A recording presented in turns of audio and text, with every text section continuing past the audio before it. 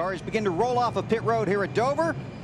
Budweiser, the official beer of NASCAR, is the proud sponsor of the Budweiser Pole Award, given to the fastest qualifier at each NASCAR Nextel Cup Series race. Budweiser congratulates Ryan Newman, his 6th pole of 2005, and all those guys in the shootout at Daytona in 2006. Here's the starting grid for today's race at Dover. On the pole, Ryan Newman, next to Kasey Kahne. Next up, Kyle Busch. Watch this guy. He's got a pretty fast car. A lot of guys worried about him. On the outside, Earnhardt Jr. Back in row 3 on the inside, Jimmie Johnson and Rusty Wallace, 2 of the guys chasing the Nextel Cup. In row 4, Mark Martin chasing the championship was very good in practice. Bobby Hamilton will be in a backup car. He'll drop to the rear of the field. Row 5, we got Joe Nemechek on the inside and Kurt Busch on the outside. A little bit of a hole to start with in New Hampshire last week, but got a good race car today. In row 6 on the inside, Matt Kenseth and Jeremy Mayfield, a couple of guys chasing the championship. In row 7, Travis Kvapil, another good qualifying run for him. He's next to Sterling Marlin. Row 8, Dale Jarrett inside, as well as Scott Wimmer down the 22 car. Back in row 9 on the inside, Kevin Harvick. On the outside, Greg Biffle, also in the top 10 in points. Jamie McMurray is 11th in the championship standings. He's next to 4-time Dover winner Ricky Rudd. Got Jeff Green and Elliott Sadler shooting for that 11th in the point standings. Inside of row 12, Casey Mears. Outside, out of Richard Childress stable, Dave Blaney. Starting back in the 25th position, Jeff Gordon, next to Hendrick Motorsports teammate Brian Vickers. Row 14, Michael Waltrip on the inside and Bobby Labonte on the outside. Row 15 on the inside, Scott Riggs. On the outside, Mike Bliss in the 0 car. Also will have to go to the rear of the field, had to go to a backup car following a crash yesterday. And look at this, back in row 16, Tony Stewart, the championship leader, and Carl Edwards. And as we take a look at the rest of the starting grid, let's check in on the radio with BP. Who you dialing up, BP? We're going to try Elliott Sadler today. Hey, Elliott, Benny Parsons, you got me? Hello, 35 seconds. Giving him the RPM for second gear. Hey, Elliott, Benny Parsons, you got me? Yes, sir. BP, loud and clear. Okay, you got that 3,500 in second gear, didn't you? Yeah, we got it all figured out. Okay, Elliott, you're shooting for that 11th position in NASCAR Nextel Cup points. Have you got a car that can gain some points today on the competition? You know what? I'm really excited about today's car. I think it's just as good or better what we had here in the spring. We are going for 11th place.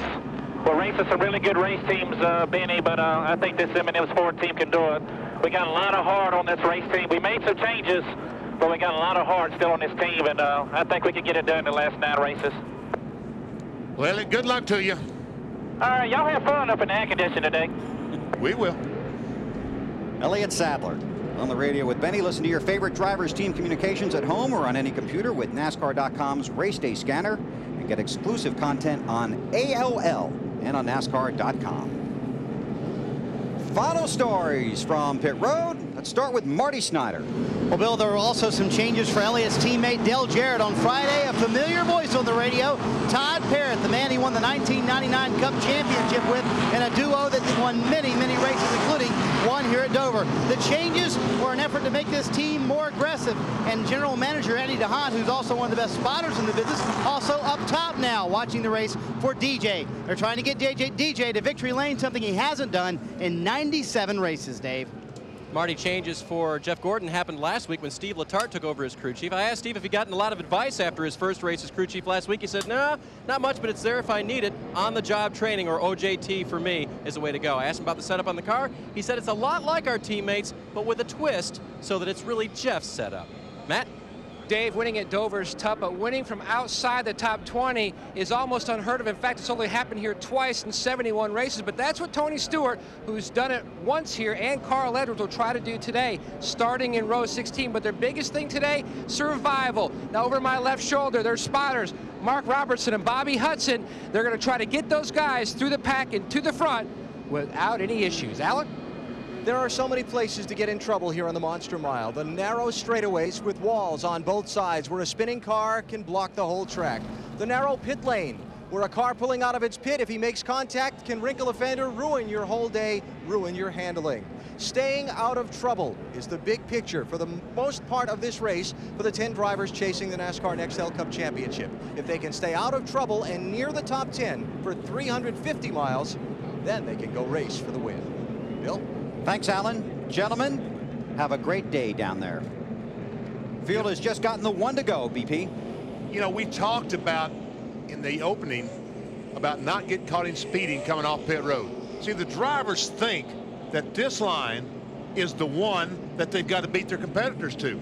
And that's true because the camera that NASCAR uses is located there.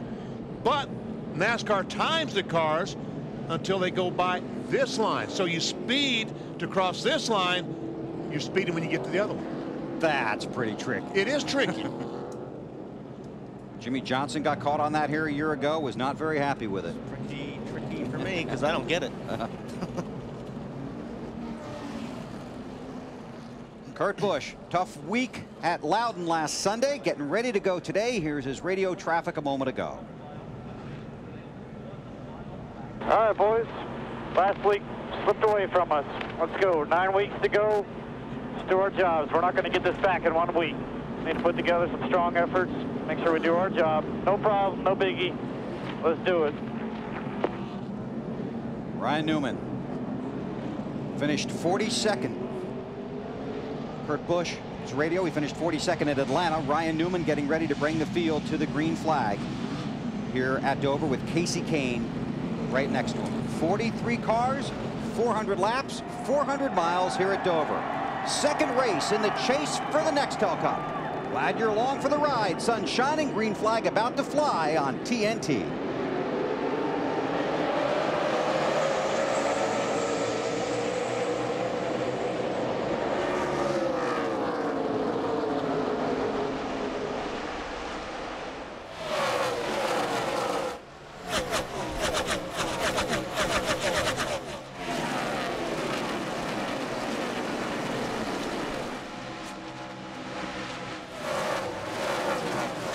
So far, guys. 5 bonus points for Ryan Newman for leading the first lap. Looks like Rusty's having a little bit of trouble there first lap anyway. Car really split up the track in 3 and 4. Everybody's trying to get underneath him, and it looks like he may be coming to him now. Now he gets to the bottom. Kyle Busch by Kasey Kahne for second. And that's the guy you were talking about, Wally. Kyle Busch in that 5 car. Some guys told you he was awfully fast. Yep, a lot of guys in the garage area this morning were worried about the 5. Teammates Matt Kenseth in the 17, Kurt Busch in the 97. And that's Jeremy Mayfield, another chaser in the 19.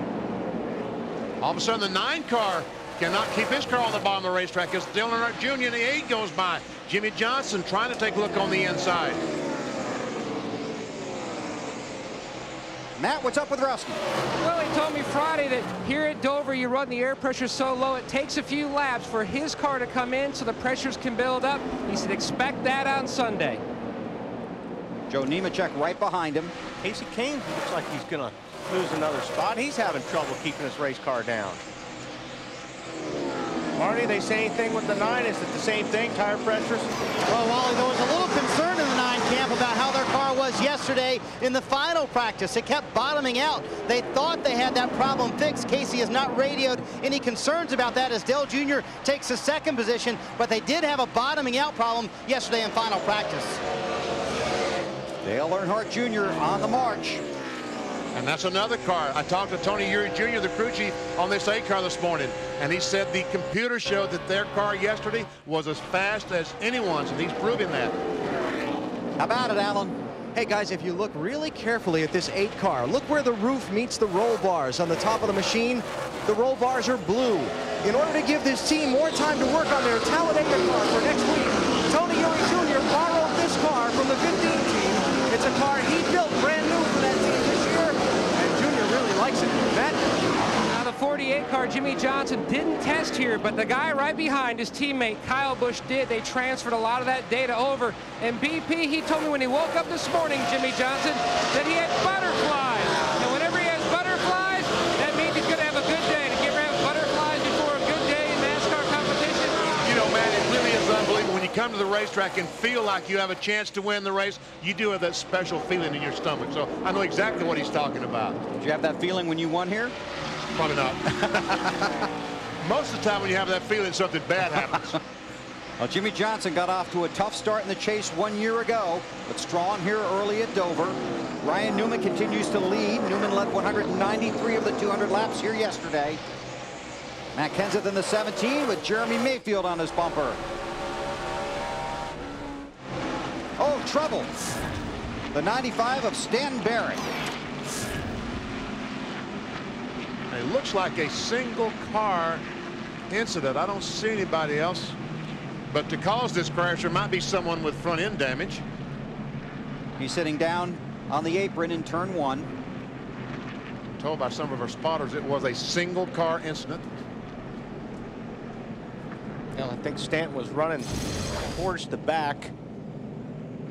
Yep, Yeah, he was the second and last car there, so he didn't get anybody with him. I'll tell you what, though, you come this place here, you can hit that inside wall so hard. So an early caution here at Dover. 9 laps are complete. Ryan Newman leads Dale Earnhardt Jr. You're watching NASCAR on TNT.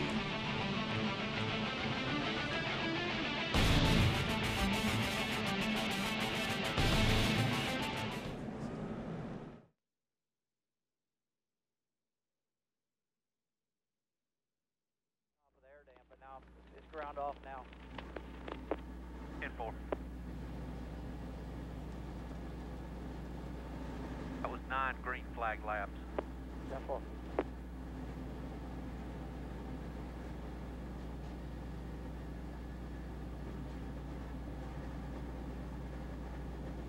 Mark's got a big old piece of paper on the front of his grill.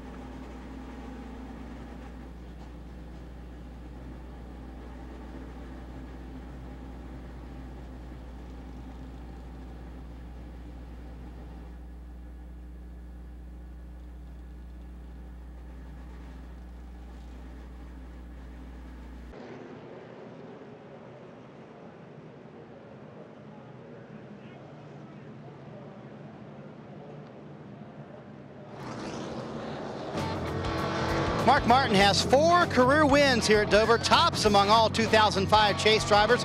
3 of those victories came in this fall Dover race. In fact, Mark won this race 3 years in a row, 97 to 1999. And in fact, in his last 3 Dover races, Mark has finished 1, 2, and 3. For more on the story, log on to FordRacing.com. Hey, Marty, you think he likes racing here? Where'd you go, Marty? I'm here, Weber. I apologize. That's okay. I think Mark loves this racetrack. In fact, didn't he call it old-fashioned, old-school racing on Friday? And that's his favorite brand. That's right. Busch Series ran here yesterday. Here are the unofficial results. Ryan Newman won his 4th consecutive Busch Series race. Clint Bowyer made a huge gain in the championship standings after a tire problem for Martin Truex Jr. late in the race. And there are the standings, just 26 points from 1st to 2nd. Still under caution, track cleanup continues here at Dover.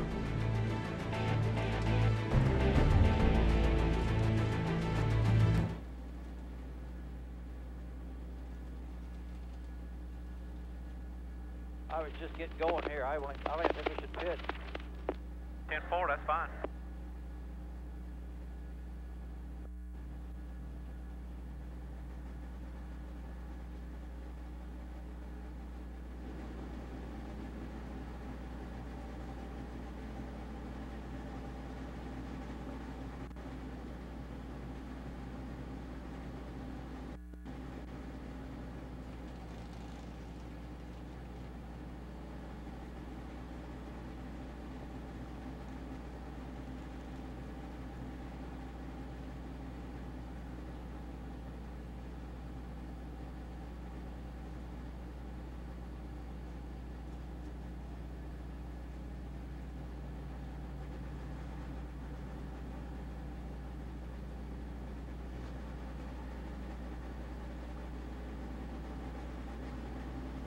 They're about to get the car back, and the rest of the field behind them.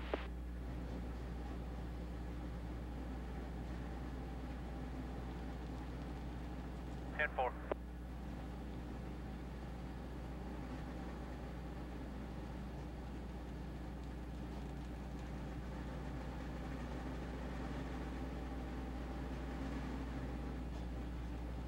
One to go.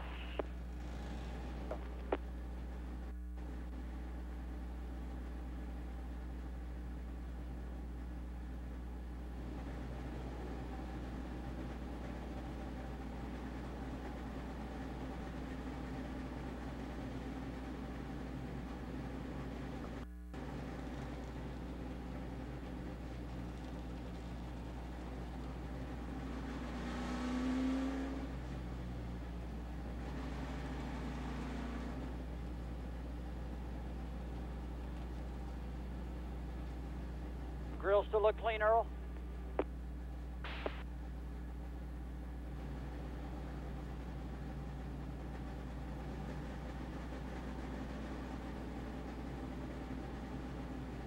You are clean, RW. All right, very good. Saw a little piece of plastic fly up. Just want to make The publishers of USA Today will ring in the holiday buying season with a glossy standalone magazine to guide readers on how to choose and use the best electronics. Pre-order your copy today online at now.usatoday.com. Field has just gotten the one to go in the MBNA RacePoints 400. Play the Gillette Young Guns $1 million race to the finish game. Visit www.GilletteYoungGuns.com for details, rules, and how to vote for the Gillette Young Guns and how they will finish the race. The Gillette Young Guns $1 million race to the finish, brought to you by M3 Power, the world's best shave. If Junior wins this race, Gillette will have a hard time figuring out who won. He gets so many votes, won't he, Wally? Yeah. Sitting pretty right now. A number of drivers from about 17th on back came down pit road. You know, I saw the guy in the back there pointing a flag in the back stretch. There must have been some debris back there. And that's what they're reporting, some debris on the backstretch. And while we've got a chance, it's time for our singular Race Talk $1,031 challenge. Which driver will win the first race between these two guys over the 9 races left this season? Mark Martin or Rusty Wallace? To vote, text the word race to 191 on your singular wireless phone or go to NASCAR.com. You'll also be entered for a chance to win $1,031. Both Mark and Rusty have a pretty good record here at this track. That's what I was thinking. Currently, Mark is showing running 6th, Rusty 7th. Tony Stewart made a pit stop, Dave. What did he do? They did, Benny. They're trying to hope this is not a long day, but it started out with a very average race car right now. Car is very, very tight and running hot, so they took a little tape off the front grille. They put one of those spring rubbers in the right rear, took one of them out of the left rear. On a scale of 5, Tony said it was a 5, tight, won't turn. Matt? Carl Edwards had made up 5 spots when that caution came out, Dave. Now, they did pit, but he told Bob Osborne, the crew chief, the car really good. He felt like a lot of cars were holding him up, but since they were so far back, they took advantage of the caution to pit, get fresh tires, but no adjustments. He's pleased. They have waved off the one to go for more cleanup, and they'll try again when they come by this time. I guess Brett Bodine, the pace car driver, keeps noticing debris that somehow the workers keep missing, and he says, hey guys, you got to get it all. Boy, Brett. So we had just over 8 green flag laps before Stanton Barrett crashed, bringing out the first caution. So a lot of these guys in the back of the field, nothing to lose, diving onto pit road, making some needed adjustments, getting tires and fuel. McMurray, Rudd, Jeff Green, Carl Edwards, Tony Stewart, and a handful of others. Talked to Donnie Wingo, the crew chief on the set 42 car Jamie McMurray's driving today, and he was really happy with this car. So field coming around to get the green this time. Here's our Wendy's race menu. The chase for the Nextel Cup moves to NBC beginning next Sunday afternoon at Talladega, 1:30 Eastern time. Then it's on to Kansas. Then we go to Charlotte for a Saturday night race and on to Martinsville. The Wendy's race menu as the chase for the Nextel Cup championship moves to NBC next Sunday afternoon. Talladega, the biggest wild card in the chase for the championship. Pace car to pit road, green flag at Dover.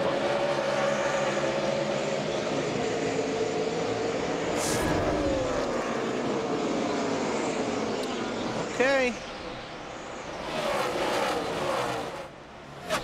Jimmie Johnson underneath Earnhardt in 3. Those butterflies are helping him pedal that car. 48 looking under the 8. Kyle Busch is just sitting there saying, who do I want to follow? And Dale Earnhardt Jr. in this 8 car, he hasn't had a lot to crow about this year. He's liking it running up front. He wants to stay there.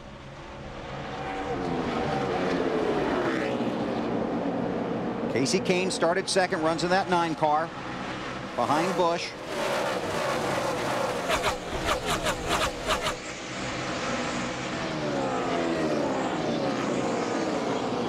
Greg Biffle has been a guy on the move in the 16 car. He's back a little bit in the pack, but has moved his way up to 13th after starting 18th. Kasey taking a look. Yeah, remember last week, huh? Kyle Busch, Kasey Kahne, old friends. How about the 5s? Under the caution, Billy came on the radio and said, guys, this car is terribly tight, and I don't know why, but Wally, you talked about people noticing that Kyle Busch was very fast. His teammate Jeff Gordon noticed and said, hey, let's take some of their setup and put it on our car. Trouble for the 8 car, Dale Jr. off the pace. Allen. Junior just came on the radio and said, I'm out of brakes. Can you believe that? Well, something obviously failed because it's not like he wore him out. No. Damn brake pedal went to the floor and it's got a bad vibration in the right front. Sound like he's broken a rotor. Something happened to the rotor in the right front. Or possibly a line could have come off, pumped all the fluid out. Qualified 4th. Now slowly down pit road as you watch Kurt Busch move under Rusty Wallace. Well, that'll get your attention driving into a corner about 170 miles per hour, and then the brake pedal go to the floor. Isn't that terrible? He finally has a decent car. Now on pit road. Tony Eury Jr.'s crew goes to work.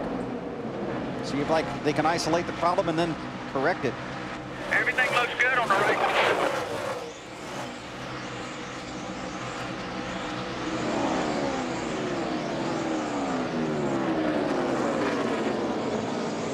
You got some more, Allen?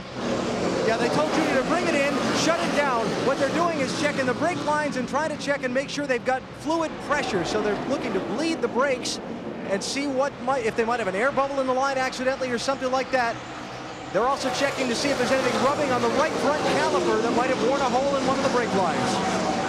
Kevin Harvick in that 29 car on the move. He comes in off back-to-back top 10 finishes for the first time since Las Vegas, the 3rd race of the year. That's a team that could really use something good to happen, don't you think, Marty? Absolutely, Weber. And guess when the last time Kevin Harvick had 3 straight top 10 finishes? Don't make me guess. I'm going to make you guess, Weber. October of 2003. I told Kevin that this morning. He said, are you serious? And I said, yeah. He said, but you know what? Today we have an excellent race car and a better than average shot of at least finishing in the top 10.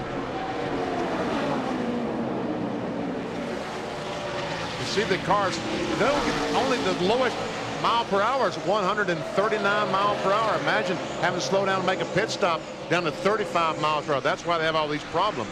Smoke out of the back of Bobby Hamilton Jr., and that is a backup car.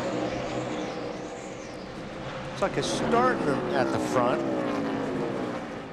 Black flag. See the smoke coming out of the left front. The car looks like it's still running well. Yeah. Mark Martin just move over, let his teammate Kurt Busch take that spot away. Marty, what do you know about car 3-2? We're checking right now. It's power steering is what it is, guys. Power steering is a problem for Bobby Hamilton Jr. This team worked very hard. This is a backup car after he wrecked on Friday, or Saturday rather, and it's a backup car. They were the last car through inspection this morning. They stayed late last night, but a power steering problem with power steering fluid leaking on the 32 car.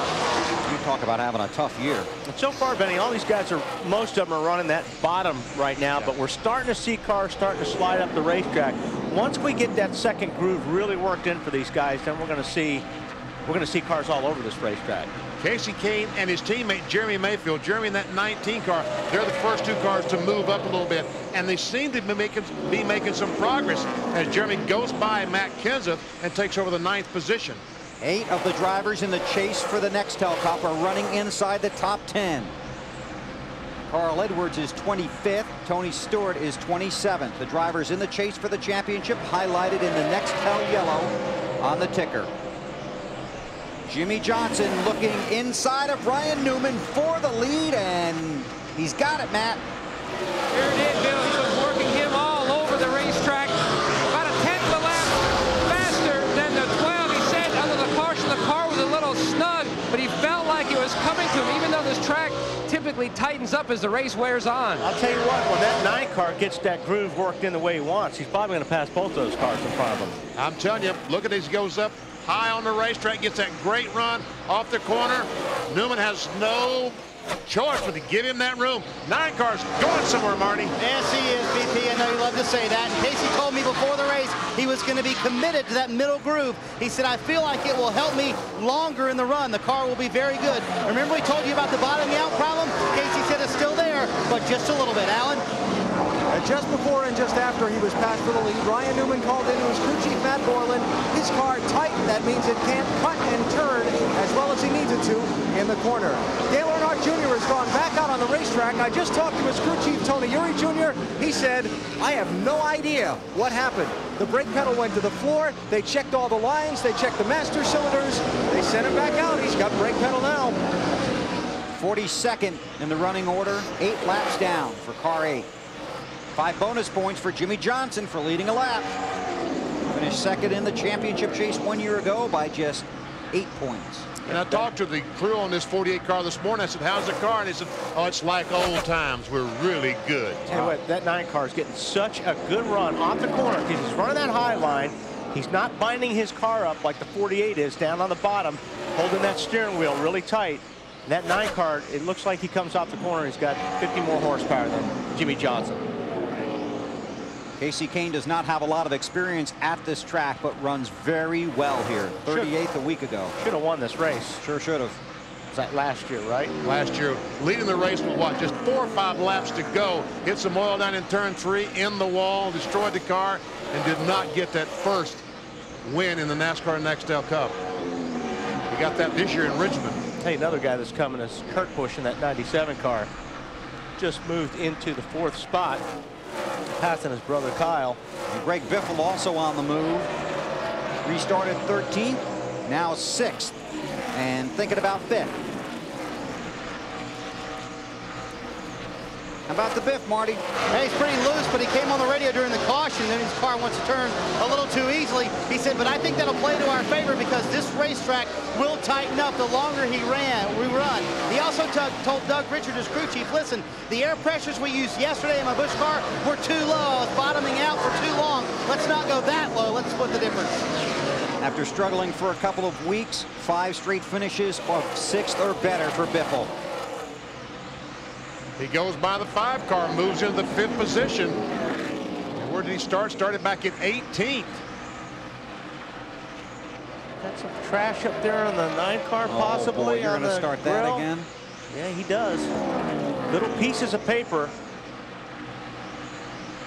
We'll keep an eye on that. Jimmie Johnson leads Kasey Kahne. 38 laps are complete. here at Dover International Speedway in Delaware.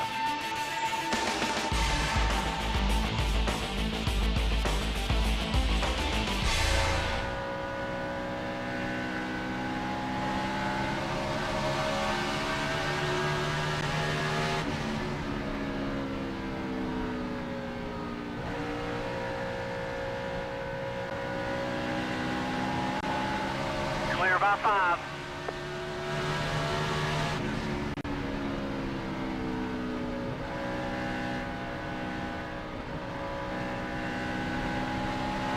Laps there, 40 laps, P7.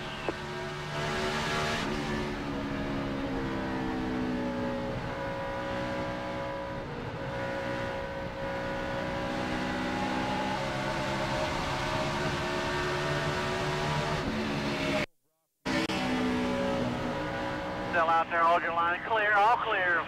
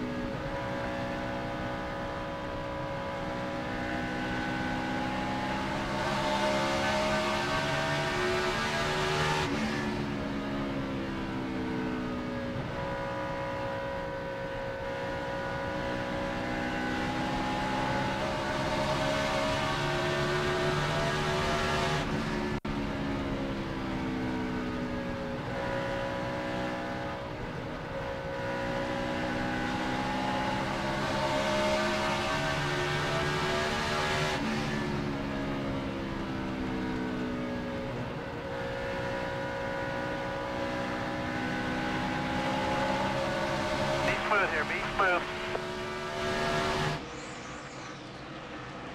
44 laps are complete here at Dover. Jimmie Johnson leads Kasey Kahne.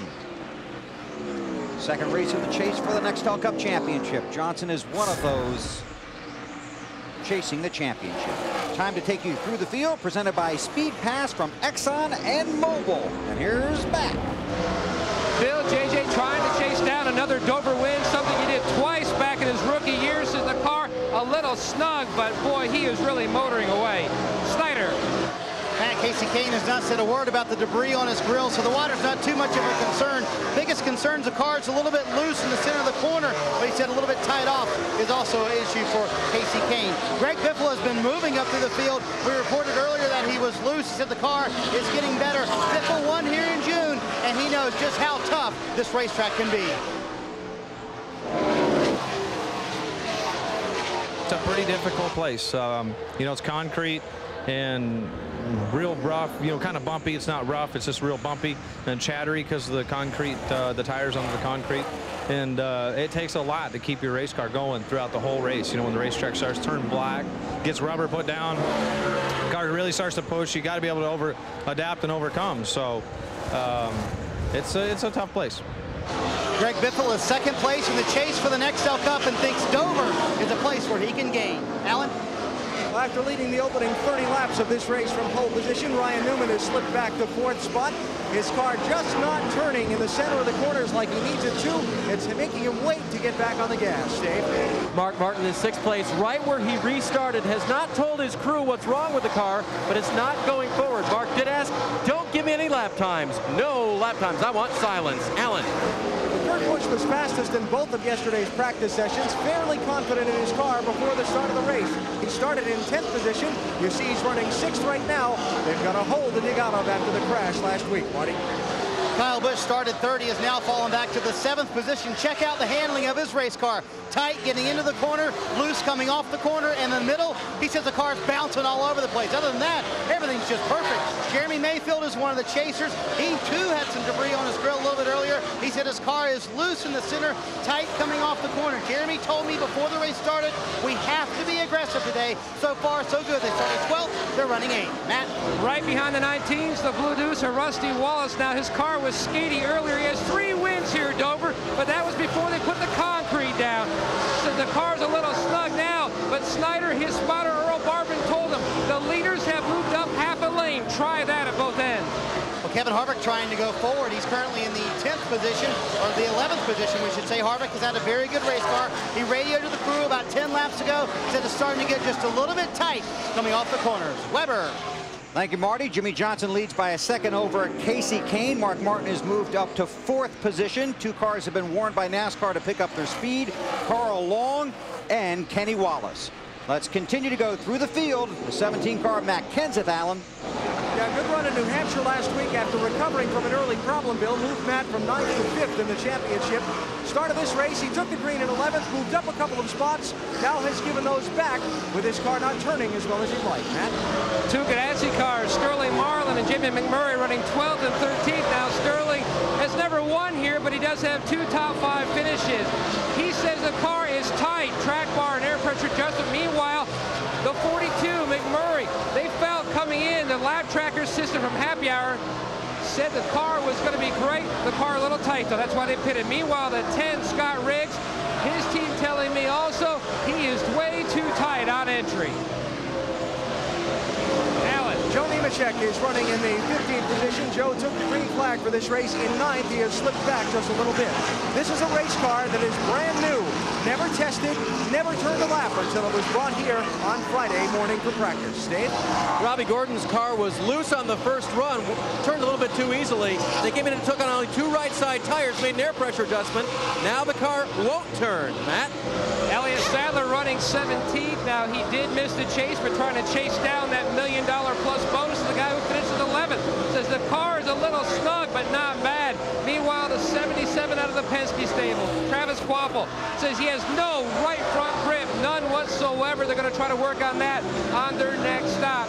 And then Bill Davis's car with Scott Wimmer, who won here in the NASCAR Busch Series, working on a strong top 20, says the car is tight all the way around. Dave? 4-time Dover winner Ricky Rudd says the car will not turn entering the corner, and when I want to leave the corner, it turns too well. Hard to control right now for the 29. Matt, back to you.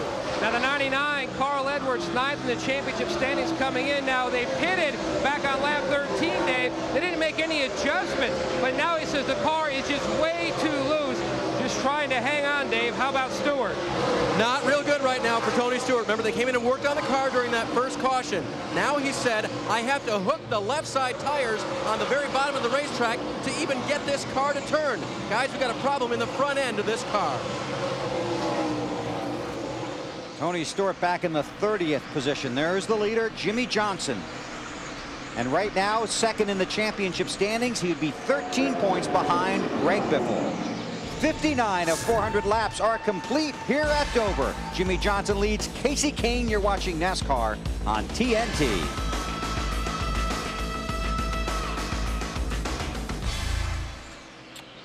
Pretty jumbled up now.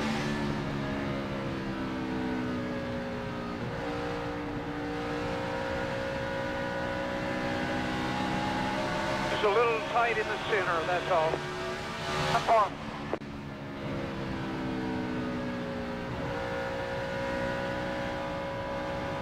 $60 laps, P4, about 30 more to a stop.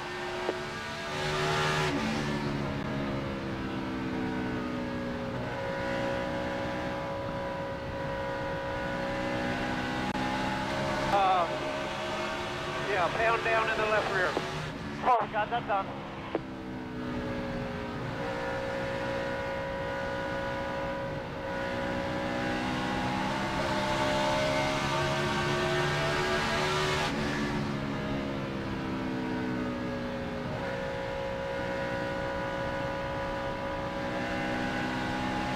Coming up on lap traffic here.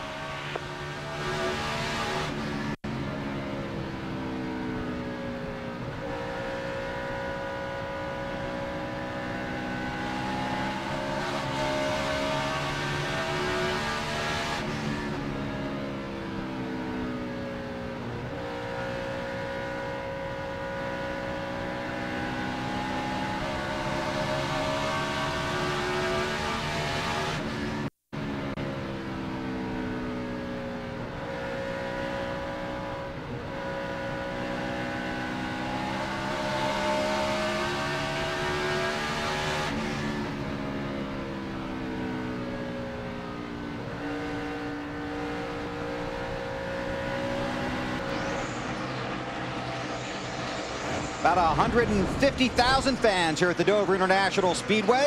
NASCAR Nextel Cup Racing presented by Viagra. Jimmie Johnson is the race leader. Second has been contested, though, between Kasey Kahne in the 9, Greg Biffle in 16. And Biffle's using Kahne's line now. Come on, Greg, that's not fair now. He wasn't a couple laps ago, but I think he's searching right now. Biffle's searching? Yeah, Biffle's looking for a line that will get him some ground. Now he's back to the bottom.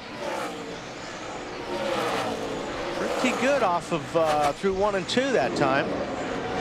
Biffle with 5 wins this season. Now, last time he was way high, but this time he said, I'll try the bottom. Marty. Hey, Marty. Yes, Weber. Didn't mean to wake you. What's going on?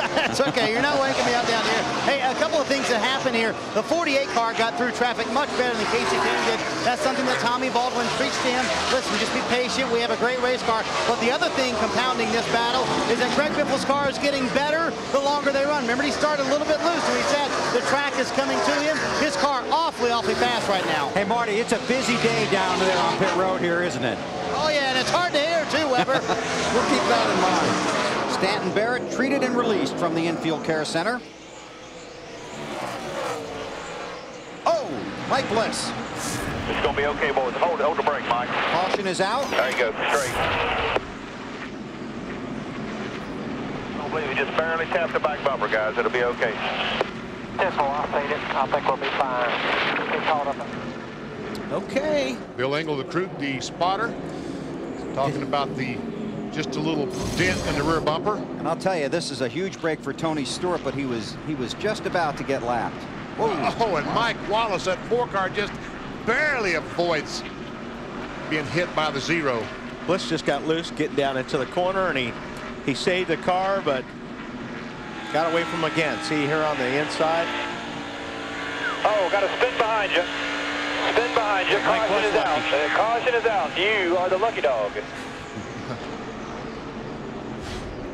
Mike Bliss has had a tough weekend here. This was in practice. Yesterday, off turn 4, goes down and in that inside wall, just like we saw Stanton Barrett do earlier in the race.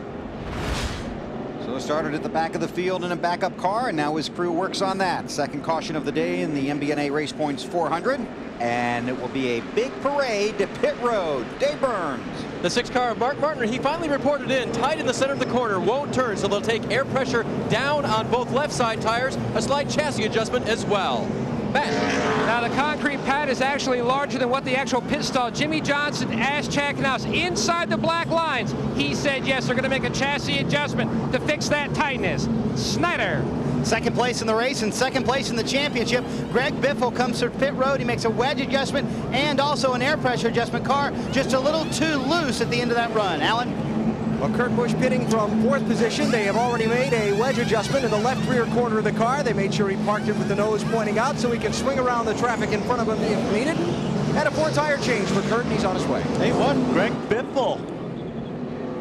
I believe he got out first. Sure looked like it. And there is not a lot of room to maneuver coming off a pit road here. Under our second caution of the day here at Dover, you're watching the NASCAR Nextel Cup Series on TNT.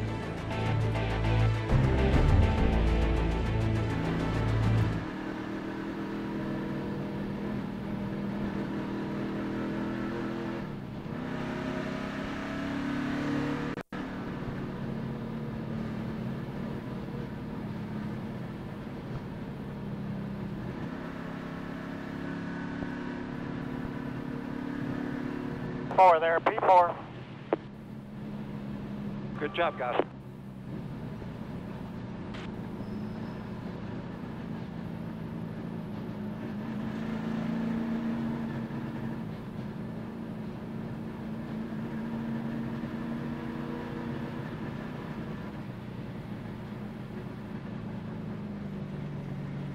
There's 2 pounds to the right front, Mark, 2 pounds to the right front, and 3 to the left front. 3 to the left front, 2 to the right front.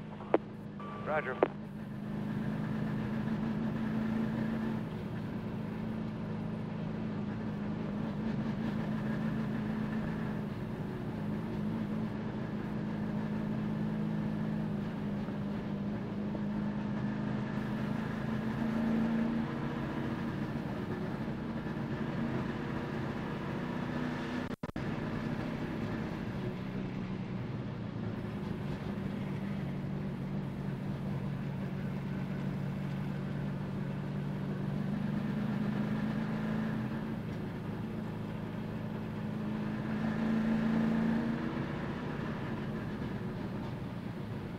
All right, 1 to go here at the line. Give room for your double up cars.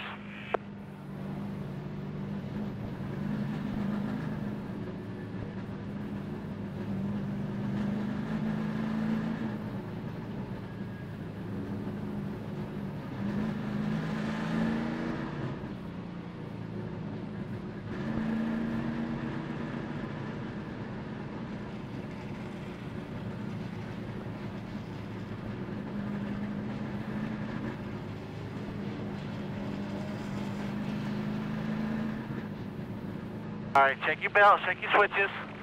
Smooth shifts, come to the green. Give room on the inside. Got about 5 double-up cars coming to you.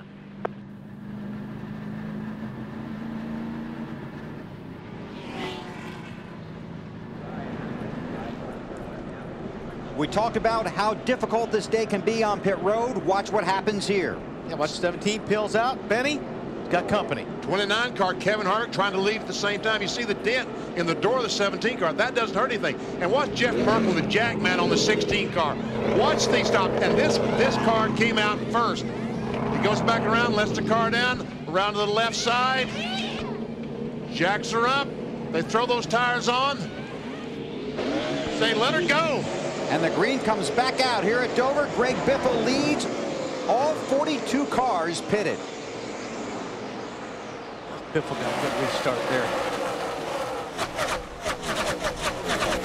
And he got the lead thanks to that great pit work by his crew.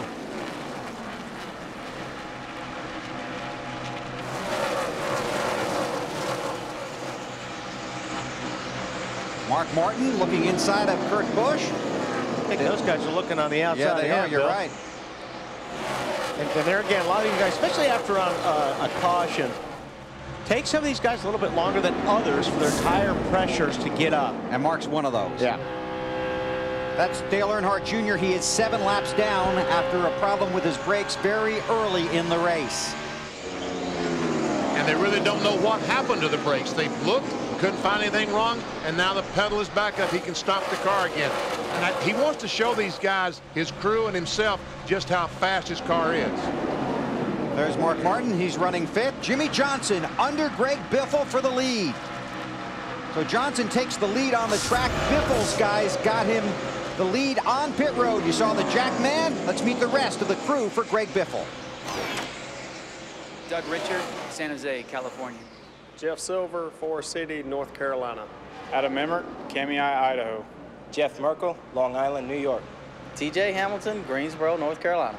Joe Slingerland, Elizabethtown, Kentucky. Roger Olchey, Ridgefield, Washington. John Goodman, Huntersville, North Carolina. Wayne Deloria, Biddeford, Maine, now Hickory, North Carolina. They got Biffle out first. Now he chases Jimmie Johnson, the race leader. Here's our Craftsman pit summary. Johnson came in first, went out second. Biffle picked up the spot on pit road, and Ryan Newman got himself 3 spots. Actually, his crew got him 3 spots there on pit road. Biffle's runs second behind Johnson. Let's check with Marty. As we mentioned, Greg Biffle's car gets better the longer he runs. In fact, right before they came to pit road, he took the 2nd position from Kasey Kahne, and he was very patient in doing so. Next time, he might not be so patient. You can tell the 9 this is a give and take race, okay? I really wanted to lead a lap, and it was clear I was faster than him, and I will not wait that long next time. Yep, all right. I'm standing right with him. Everything's okay. He wanted to let you go a couple before that. It's good. It's all good. Obviously, Greg Biffle, one of those 5 bonus points. Remember, he's 2nd in the championship, just 20 behind Tony Stewart, and very aware that the 20 car not doing so well today. Is that what you would call this, a give-and-take racetrack, just because it's so fast and so tight? Yeah, you have to be careful here. And obviously, if you've got somebody that's faster than you and you're still running good like, you know, Kasey Kahne is, there's no reason to force issue, not this early. And that's exactly what he's doing there. He's giving the position to this 97 car of Kurt Busch because he realizes the 97 is faster, and if they run around your side-by-side, number 1, they're going to lose some time on the racetrack, and number 2, they might make contact and crash both cars. There is Tony Stewart running 32nd. That's a brand new race car. First time it ever been on a racetrack was here this weekend. And Tony Stewart this week in Charlotte tested the 20 car for the upcoming race at the Lowe's Motor Speedway, and guess what? crashed 2 cars, along with Greg Biffle as well crashed 2 cars during testing in Charlotte. Biffle had a really hard hit. In fact, that crew's been working at the shop. They were working yesterday, might be working today, trying to get that car race ready. That's a great shot on board Tony Stewart's car. See, there's a lot of traffic up ahead of him. And this is a place where when you're getting on the throttle, you really have to be careful. Your car has to be gripping here to really be aggressive with your race car, because this place is like ice if it's not handling well. You just get after the gas a little bit here. You can see him working the throttle. And he's getting on the throttle really late, which means that his car is either not turning or it's loose. He doesn't have a good handling car right now. Dave, what is his car doing? Because he would be slamming that gas a lot harder, a lot sooner if he had a good race car right now. You said it, Wally. He does not have a good handling race car, and it's really something in the front end, but it won't turn. That's his main thing. The car will not turn for Tony, and it's a surprise because it was okay yesterday. Today, it won't turn. And Benny, I was going to refer to something you were talking about, crashing that car at Charlotte. The guys were saying that that was one of their new cars, too, that they wrecked at Charlotte, one of those. Rusty Wallace, Ryan Newman, Matt Kenseth for position. 3 guys in the chase for the Nextel Cup. This is all going on for the 8th position. New second place, Kurt Busch, 97, has gone by Greg Biffle, taking over that second spot. Now the 97 starts out chasing the 48. Jimmie Johnson going to look in the mirror and said, you know, there's a lot of those Roush-Couteurs out there. All ganging up on him. See that hole in the door there, the 17 car of Matt Kenseth when he made that contact with Kevin Harvick. But he runs 9th. Jimmie Johnson up front leads by 0.8 of a second over Kurt Busch. Was in the chase for the championship 1 year ago. Came up 8 points short. Back in it again this year.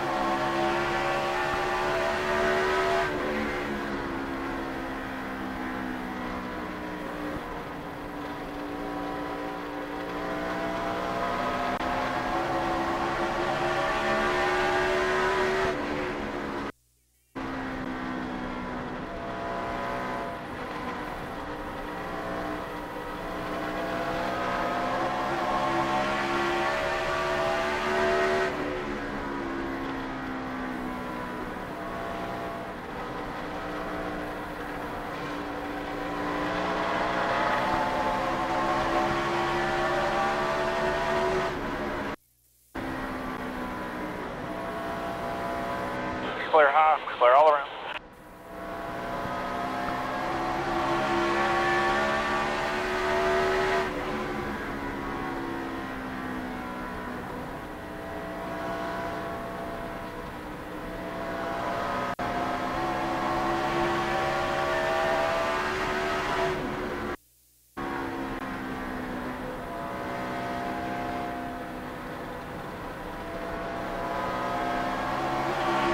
Not any better, bud.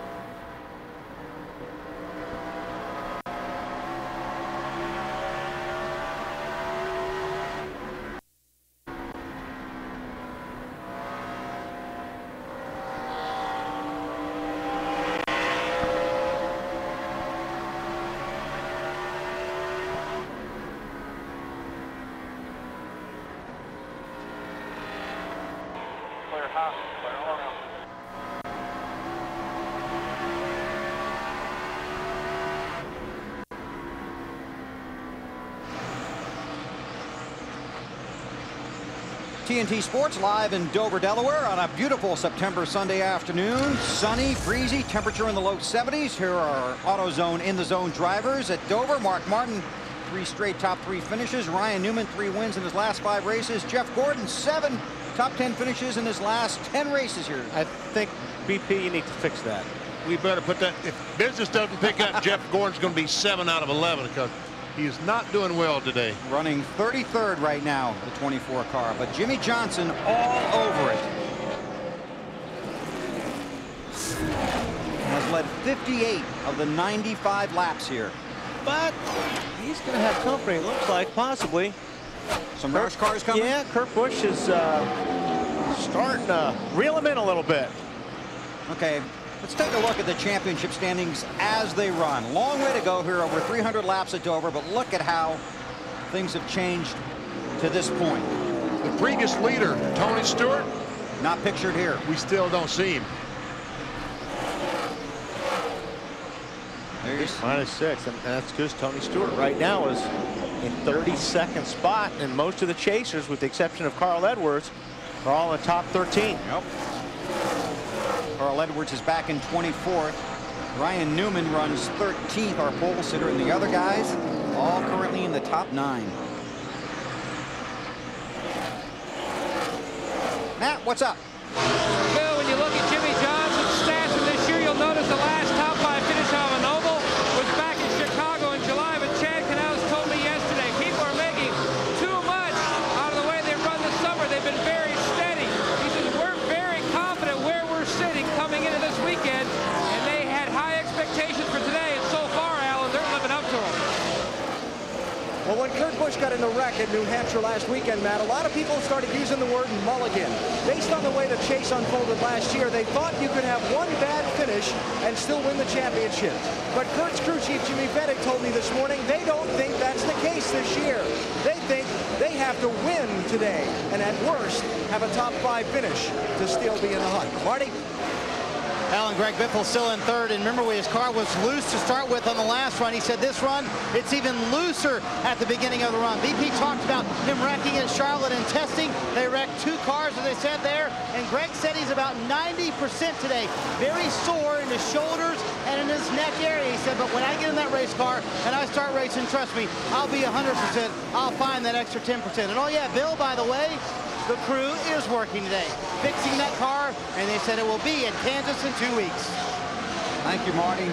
You know, I want to go back to what Alan was reporting about. I mean, you know, we just looked at the points as they run now. Now, Kurt Busch is sitting in 2nd, but points-wise, he's in 9th.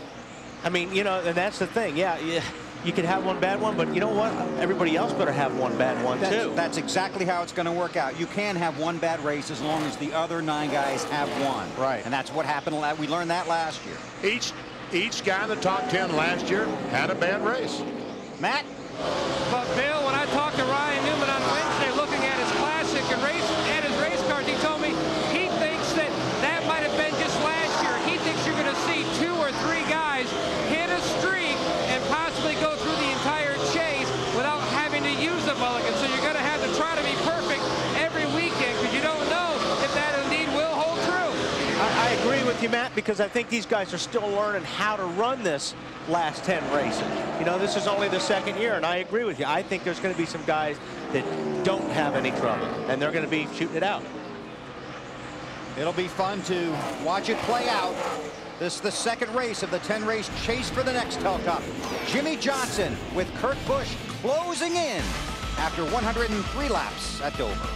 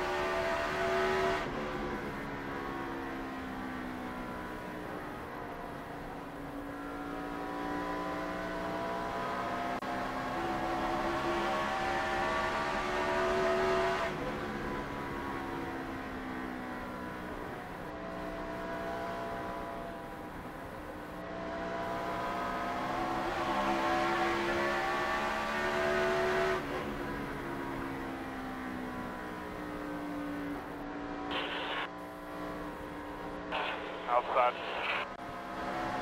Clear behind the 48.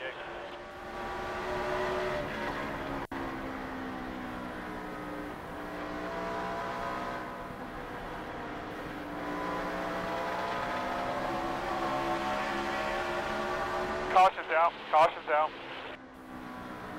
Outside.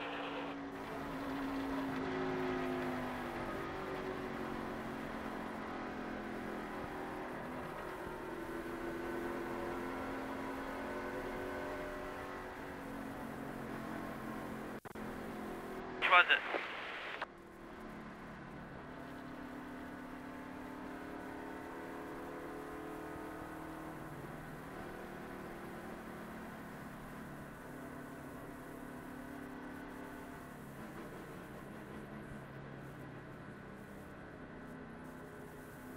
Were you asking me or were you asking Mark, bud?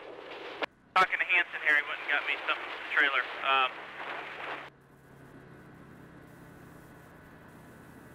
Did we hurt it anywhere? I mean, we know we didn't help it, but did we hurt you anywhere else?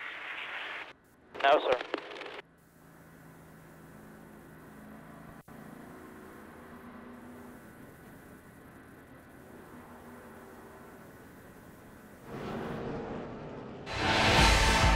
NASCAR Nextel Cup Racing, presented by Viagra from Dover International Speedway on TNT, is brought to you by Allstate, official partner of NASCAR. By Wrangler, real comfortable jeans. And by Sony, transform the way you watch racing with Sony, the world's greatest high-definition television. Caution is out here at Dover for debris. The field coming to pit road. Dave Burns. Mark Martin called this first pit stall tricky. Remind me every time that I've got it, and he hits it perfectly for the second time today. The rear end of the car shaky in Mark's words. They make a chassis adjustment, 4 tires and fuel for Mark. Matt. Jimmie Johnson said they've worked about 95% of the tightness out of the race car with their last stop. They're going to pull a tear off the windshield. Chad Canals told Jimmie, stop a little short in your box so that way you have an easy exit. Snyder. Greg Biffle, middle of your screen in the 16 car, looser than he was before. Half pound on the left side tires, a half round down on the track bar, and a half round of wedge. 3 changes, Alan. No adjustments for Kurt Busch on this pit stop. Just going to fire 4 new tires at it. Wondering if he might lead a lap on pit road. Depending on where Jimmie Johnson was pitted, he might lead off pit road. Kurt Busch. Got it done. Boy, and you have to tiptoe your way out of there. 110 laps complete here at Dover, under caution after debris on the backstretch.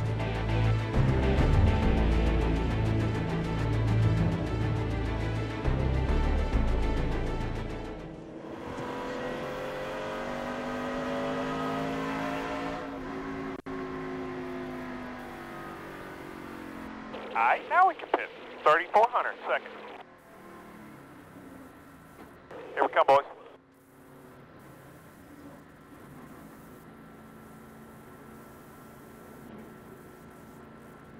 Away. Come right around that 0 car.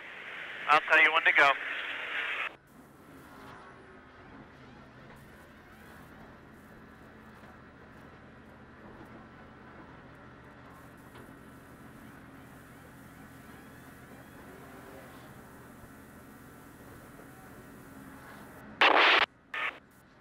Get the tire, get the tire! Sit there, Tony. Okay, we're okay. Okay, go ahead, Smoke. Go ahead. You're good, you're good, you're good.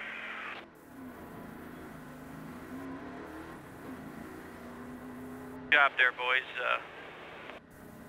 And ours? Oh, alright.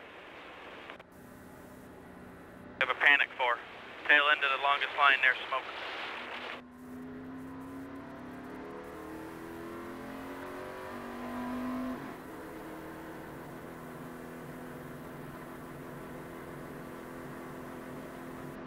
Babe, we got a long way to go. The biggest thing is you hanging in there with us. We'll fire stuff at this thing, but we got to be there at the end. That's the most important thing. Wherever it is, we got to be there at the end.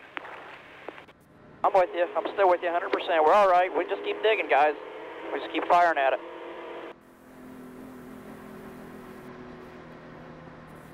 All right, bud. You're one to go with the line.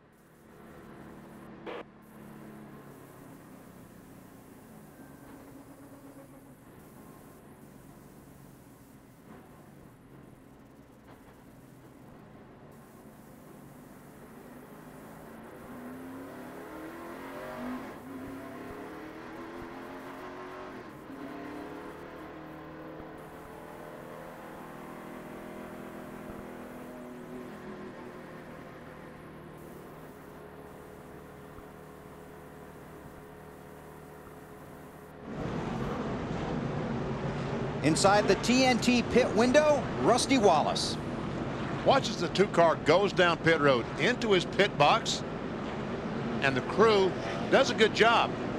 Have about a 17-second pit stop, a little under 17 seconds. A chassis adjustment in the rear of the car. Go around the left side, they're going to change lefts. Now watch as they drop the jack, which signal, that's a signal for the driver to go. He has to back up because the 38 car is pulled in front of him. He can't pull around it. But you know what? He's got an opening before his pit. So I mean, how can he do that? Imagine those guys that don't have the opening. Yeah. Also pitted outside the box last week at New Hampshire. Matt? Bill, there is an opening, but it's a very small opening, only 9 feet 2 inches, so it's not a full pit box.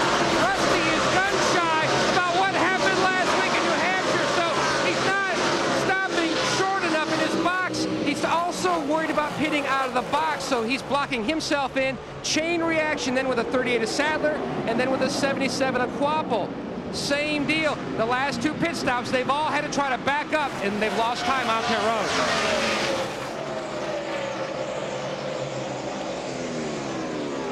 17 car, Kenseth trying to get by the Kahne car for the 6th position. That's Kasey Kahne in the 9. Robbie Gordon was black flagged for not starting at the back of the field, had to serve a pass-through penalty down pit road. We were just talking about him. He was having a good run up until then. Yeah, exactly. Now he's a lap down. Tony Stewart was the lucky dog under that last caution, so he got to come around. He had just been passed by the race leader. So Stewart is on the lead lap, runs 33rd, the final car on the lead lap.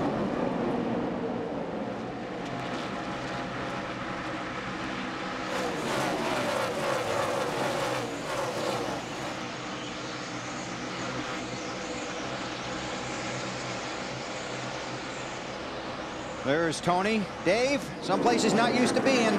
No, and they're doing everything to try to make that car turn, Bill. They put a spring rubber in the left front of the car, up on the track bar, air pressure adjustments as well. And one interesting thing to watch, Tony almost pitted too soon under that caution as the lucky dog. The crew had to remind him, hey, you got to go around one more time and pit just before we go back to green. Tony's not used to being the lucky dog, guys. And all of a sudden, the 12 car, Ryan Newman, who was the fastest qualifier on Friday, is going backwards. Alan, what's going on? Oh, boy, Benny. Just before that last set of pit stops, Ryan came on the radio about 3 different times, and each time his description of the car's handling was more vivid, all revolving around the same thing. He's losing the front end. They continue to make adjustments on that car. Matt Moreland told them they take a big swing at it on this pit stop. Doesn't appear like it's getting any better, does it? Not so far. That's one of those things here. You want the front tires to feel like they're just eating concrete. That's how you know the car's working. And when you say it's losing the front end, it doesn't feel like you can even feel the steering wheel. Like the tires are not even hitting the racetrack. And to update his teammate Rusty Wallace, who has been inside the top 10 most of the race, has just moved up to the 11th spot after that long stop as exit out of his pit stall.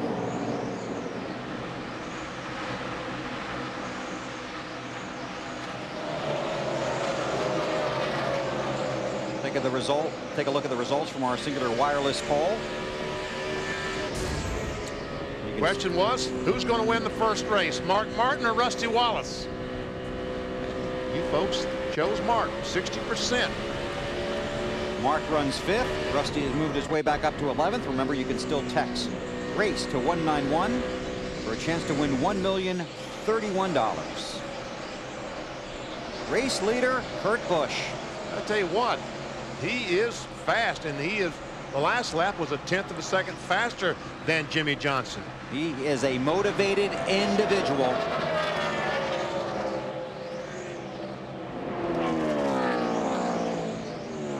Struggled last week after being put in the wall. Finds himself deep in the chase for the championship. Has to work his way back to the front. A little different role for him in 2005. Each practice session, you stretch yourself thinner, working harder. Instead of going with the known, you try to stretch it and see if something works, maybe out of the box. For us, I mean, it's so difficult to have your whole season set forth, to save all the tests till the end, and to save all your good cars, and then to have the third lap of the chase start off on a bad foot. And so it's a different mindset now. We can't roll to each track with a nice cushion. We have to go and try to erase the deficit that we've been dealt. And the driver has to be mentally tough. Mentally tough, I agree. Just like Wally talked about in their pre-race show today. And these guys, they're going to be, I mean, they're going to run good, I believe, the rest of the year. It just, again, goes back to what we talked about earlier. Somebody's going to have problems for them to catch. Because, you know, they're doing what they have to do right now, but so is everybody else that's in the chase. Right. Well, Gert had 9 top 10 finishes in the 10-race chase last year, and he's hoping for that again this year. They're finishing 35th at New Hampshire a week ago. His best Dover finish, 5th last September. McMurray, 42 car, running in the 13th spot.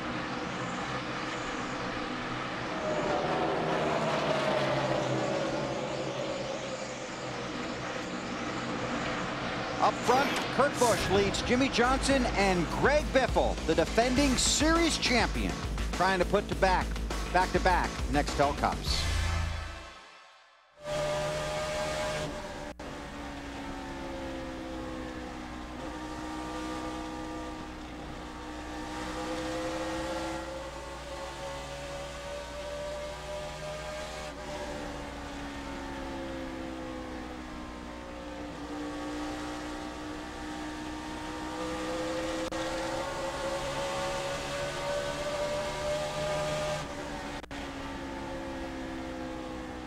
Outside clear.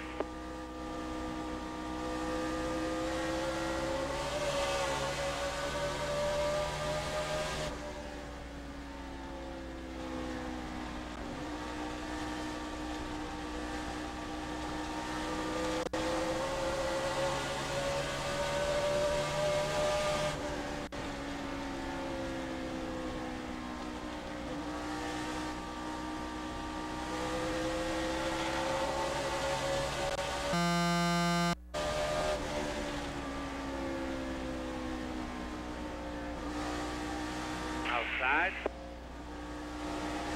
Clear, clear.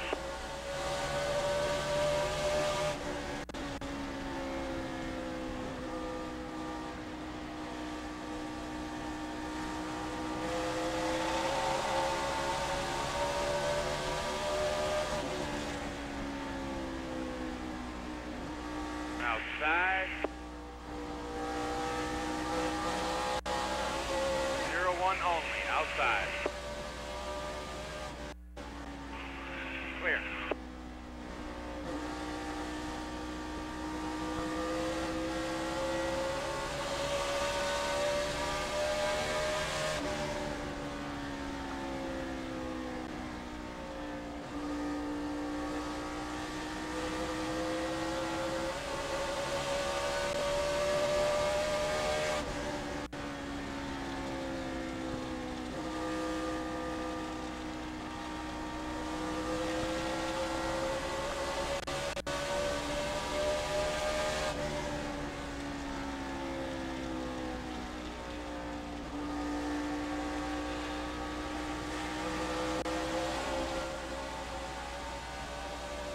Outside, clear. September 23rd, 2001, the NASCAR community gathered for an emotional day here at Dover, the first race following the attacks of 9/11. Fans and drivers waved American flags in a pre-race tribute. Then Dale Earnhardt Jr. took the checkered flag, then the American flag for an unforgettable victory lap. For more Wrangler 5-star finishes, log on to NASCAR.com. Boy, get goosebumps just thinking about that day. And Junior's not going to win today because, folks, early on in the race, he had a brake situation, and currently he's back in 39th, 7 laps down. Alan, did they ever figure out what happened to the brakes? Well, the answer is BP, no. During the last caution, Junior came on the radio, and he and Tony Uri Jr. talked about it. He said, the brake pedal went to the floor. I jumped out of the gas, came down pit road. We told you earlier about all they went through to check the car out. Junior said the pedal is still very very soft. It's still got a vibration in it, but he's got some brakes. He said, I guess maybe I reacted a little too quickly. I'll give you everything I've got the rest of the day, and we'll see what we can get back. So Dale Earnhardt Jr. is deep in the field. Tony Stewart is deep in the field. Carl Edwards runs 21st. Stewart is back in 28th. Those are two of the chasers outside the top 20. Up front, Kurt Busch leads. Let's take you through the field. Here's AB. Well, you know, things are going pretty well for a driver when, since the restart, he says nothing. Kurt Busch, no adjustments on the last pit stop, took the lead on that pit stop, and he's trying to pull away. Matt? Jimmie Johnson runs in second. Now, he hasn't said anything on the radio, but the car looks great on the stopwatch. He's 0.2 of a second faster a lap than the 97 of Kurt Busch. Snyder. Greg Biffle turning some very good lap times. They came on the radio and they said, in fact, the only car better than you right now, Mark Martin. Dad Greg was a June winner here, but he's not driving the same race car. This one won at Texas and California, Dave. Former Dover winner Mark Martin says there is no cooler racetrack to go to. He loves racing this place. And as we mentioned, though they're working on a little bit of a rear end problem in that car, at least the handling wise, the car is operating very well for Mark. Alan. Well, before the race, Matt Kenseth told me he thought his car was solid, not spectacular. That's about a good description of his day. He started 11th, he's running 5th. Marty? Kyle Busch came on the radio about 10 laps ago, told his team the last change, guys, did not help. This set of tires is way tighter than the last set of tires. We have to make more changes. Kasey Kahne, too, came on the radio, said, guys, we are not catching the 48 car by what we're doing. Let's undo the last track bar adjustment. The car loose as it's been all day long. Jeremy Mayfield, his teammate right behind him, however, running fairly well. Car's a little bit loose. Takes a while to come in, but once it does, car very fast for Jeremy, Matt. The best running Ganassi car right now belongs to the 40 of Sterling Marlin. Now, they fought some tight issues earlier on, but the car is starting to come around. Rusty Wallace, 10th on the racetrack. Now, this is his final season. Retirement day is November 20th. So what is it? Is the rest of the season going to go very slow or very fast? This is what Rusty thought. I hope it seems like it's a long time because I'm really not ready to retire right yet. You know, I'm having too good a time. My car's running great. We're third in the points. On the other hand, you know, you want it to end pretty quick because you don't want to lose any points. And you want to stay on top of your game like I am right now. It's very tense. And I've told everybody we need to take one race at a time. And every single race to me right now is the most important race in the world. I'm not thinking 3 or 4 races down the road, and let alone another year down the road. I'm thinking everything is the most important. And that's the way I've did it the last 15 races, and it's really paid dividends when it comes to getting me these points. What a way to go out in Nextel Cup competition to have a chance to win a championship. Rusty's team made some minor changes to work on the tight condition above the corner. He currently runs in the 10th position. Kurt Busch runs up front by 0.7 of a second over Jimmie Johnson. Greg Biffle is third. Let's continue to go through the field, Alan. Yeah, Joe Nemechek having a steady, solid day. Bill started 9th. He's running 11th. Joe reporting a little bit of help needed on the front end of his car, but overall, it's just not too bad. Matt? Last fall, Kasey Mears in the 41 had a great run going. He was up to 8th, and then he cut a right front tire. About 15 laps ago, he came on the radio and said, I think I've got a tire going down. The crew jumped up on the wall, but he still has not come in. His teammate, Jamie McMurray, told me he's almost mentally better prepared for non-impound weekends when you have Saturday to work on the race car after qualifying. Currently, he runs in the 13th position, not having a bad day, Alan.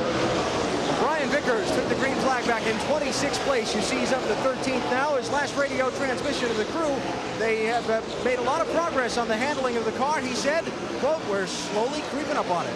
Matt? Now, Elliott Sadler runs 15th. Now, he has a traction problem on the racetrack. He's sliding the nose. But on pit road, his team also having a traction problem and trying to take care of it. Rodney Fetters, the Jag man, was spraying Coca-Cola on the concrete to try to get some traction control and also spraying it on that black line of paint, which is the outline of the pit box. And how sticky was it? When I walked over it in pre-race, my shoe picked the entire black paint up off the concrete. Snyder. Kevin Harvick trying to work his way back up through the field. At one point in this race, he was 32nd. Remember the lap 69 contact he had with a 17 car. The left front fender, Todd Barrier tells me, is about halfway fixed. The car has been tight for Kevin. He said the biggest thing we need is track position, Alan. Well, not too good for Ryan Newman, the man who started on pole and led the opening 30 laps of the race. We talked about him complaining that the front end of the car is being lost as far as grip is concerned. Now he says when cars get up behind him, he loses the back end too. He's back to 17th, Dave. The last time Kyle Petty won a Nextel Cup race, it was right here at Dover. That was 317 starts ago for Kyle. That was back in 1995, having a great run today in the top 20. 31 of Jeff Burton having a great run as well. On that last pit stop, the car was better, according to Jeff. They took a little more air pressure out of the left front. The car was still just a little bit tight. And as for Ricky Rudd, his car wanted to spin out on every lap, but not too bad. They made a slight air pressure adjustment for Ricky in that 21 car. Matt? Now just outside the top 20 is Carl Edwards, one of the chase drivers, currently in 23rd. Bob Osborne is not only calling out Carl's lap times for him, but he's also calling out the lap times of the car in front, the Rabbit that he's trying to chase down, but also the guy behind. So Carl has an idea how he is running, Dave, but right now he is tight. What about the 20 team? Still tight right now, Matt. 2 cautions ago, though, the 20 team got their best news of all. Tony Stewart being the cheerleader for this group. He said, guys, keep your heads up. We've got 400 laps to try to get this thing competitive, and they will work on this car all afternoon.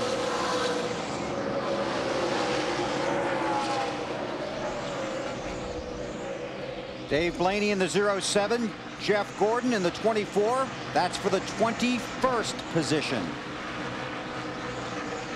Marty on Jeff Gordon. And Bill, they started 25th. They have literally, just to be honest, gone nowhere today. The car has been tight for most of the afternoon. The first 2 or 3 runs was very tight. They made a series of track bar and air pressure adjustments for Jeff Gordon. Now the car too loose. Just can't find the middle ground. Jeff, though, on the radio, very calm, still cheering his team on. Dave?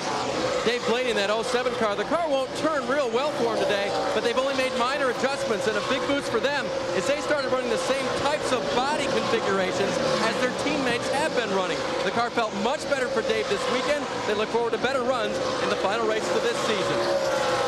Thanks, guys. And just to underscore the Tony Stewart situation, 13 consecutive top 10 finishes. The last time he finished outside the top 10 was at Pocono in June when he finished 29th. And the car behind him right now is the leader, Kurt Busch. Right there. And the way Kurt Busch is running, the way Tony Stewart is running, in just a few laps, Tony Stewart's 20 car will be once again a lap down. Right, he got the lucky dog once already today. And I thought we had a caution flag just a couple of laps ago. Tony's teammate Bobby Labonte went very high down in 3 and 4, like he had a flat tire or something. And he is on pit road on the apron, coming towards pit road in the 18 car. Difficult season for Bobby Labonte. I'll say. Boy, that's an understatement. Yeah. Doesn't get any tougher than what he's had going this year. Different paint scheme this week for the MBNA RacePoints 400. To his pit stall and the attention of his crew.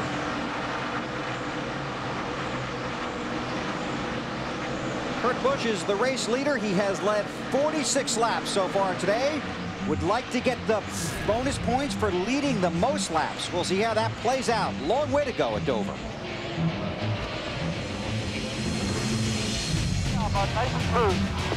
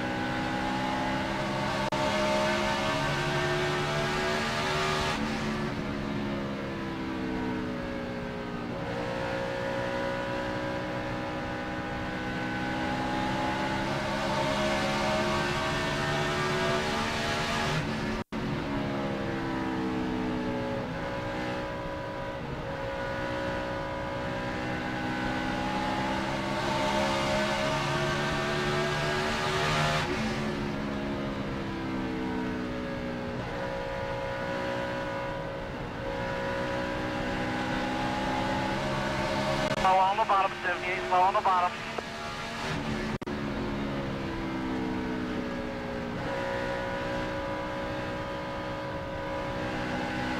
60 laps, 160 P3.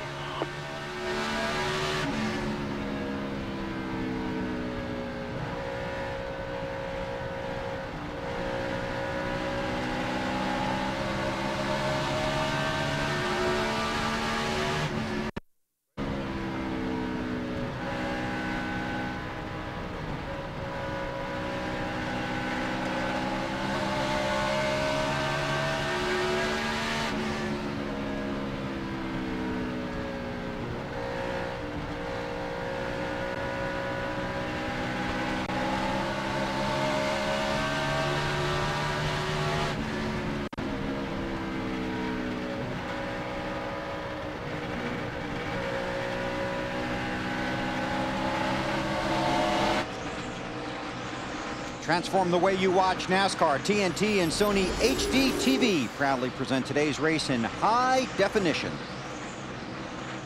162 laps of 400 complete at Dover. Kurt Busch is the race leader, followed by Jimmie Johnson, Mark Martin, Greg Biffle, and Matt Kenseth.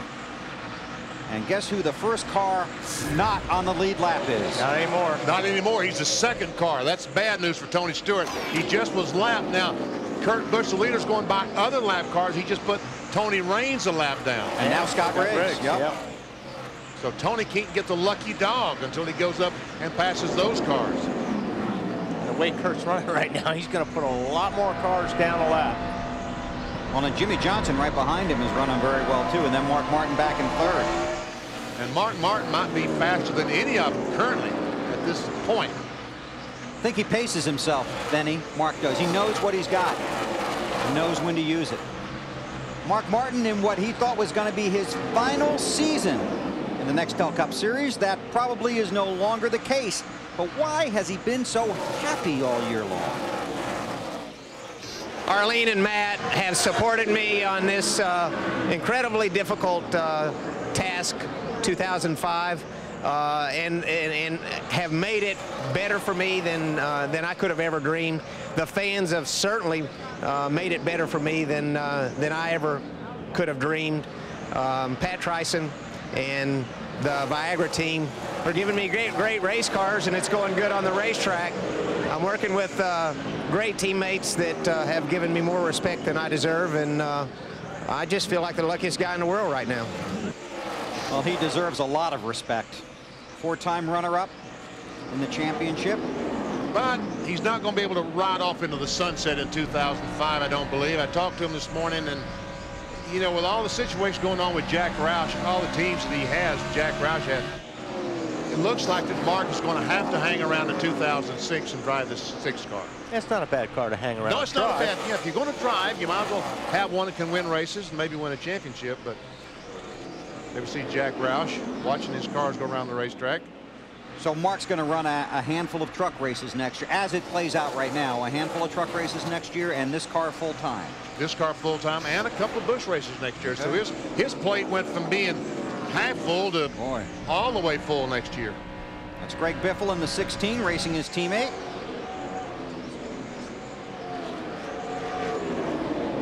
Mark in third, Biffle in fourth. A lot of traffic in front of him right now, too. Jimmie Johnson working the traffic. Hey, Marty, what's the 16 car doing running high? Do you know? Well, VP, he's trying to find some different lines. He's asked for his times on every lap so he can see what lap times are better. You see him trying to catch his teammate Mark Martin. And this is the part of the run where the 16 car gets better.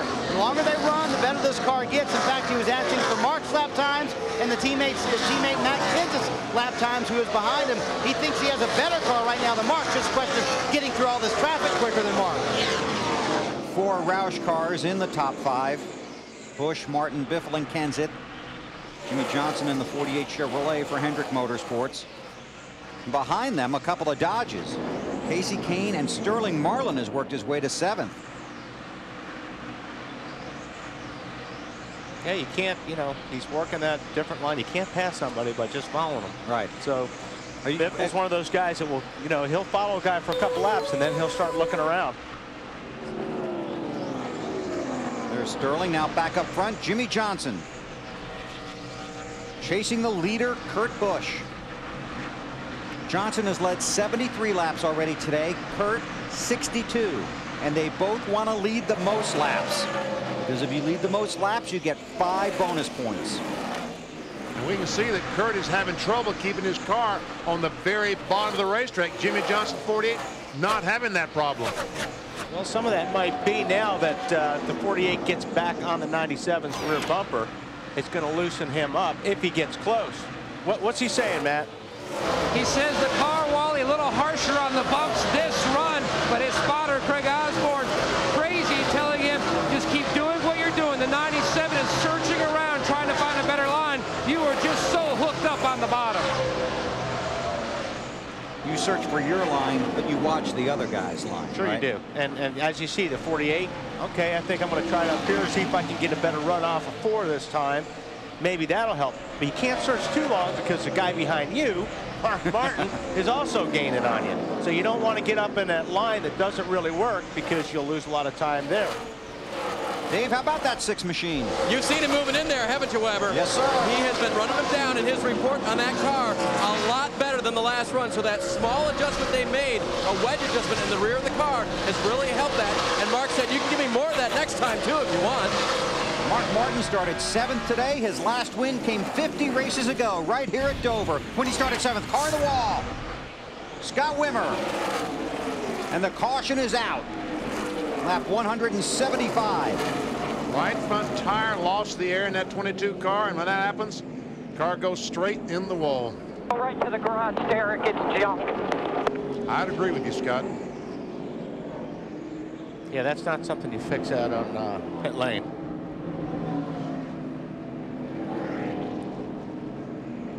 He would have been the lucky dog. So you know what that means? There is no lucky dog. Is that right? That's exactly right. Blew right front, getting into 1. And we know what happened. See if we can see something here. Look at the upper right-hand portion of your screen. There he is, just going in the wall.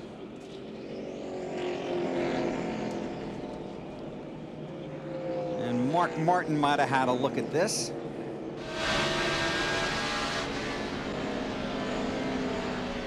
He's thinking, stay up there. Up against the wall.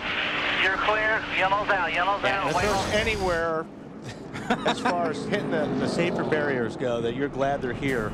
I've seen so many cars blow right front tires going into turn 1, and I mean, it is, you don't slow down a bit till you hit the wall. And Mark Martin is saying, thank you for keeping that car up against the wall. Here they come, Dave. That wrench that you put in the rear window on the right side, that can help the car turn better, and you can crank it a lot of turns, but they only want 1/4 turn. Mark said, don't do much, just give me a little. 4 tires and fuel for him. Matt. Jimmie Johnson peels off to his pit box, so they're going to make a slight air pressure adjustment, no chassis adjustments. Jimmie says he just needs a little bit of help getting back into the gas. Snyder. Greg Biffle, bottom of your screen in the 16 car. Doug Richard, the crew chief, said, point your car out. We don't want to get blocked in by Kevin Harvick, who you see pulling in right in front of him. Car just a little bit tight, half pound to both left side tires. Alan? After the caution came out, Kurt Busch said, I white-knuckled it that whole last run. Let's do something to help the right rear. They made an adjustment, but they did not hold the lead on the pit stops. So the car's off of pit road. Want to be a jack man in the NASCAR Nextel Cup Series? It's a lot of work. You got to jack the car, help with the tires, and you got to get back to the jack. More help with the tires around to the other side of the car. Where is you out just watching? Under caution at Dover.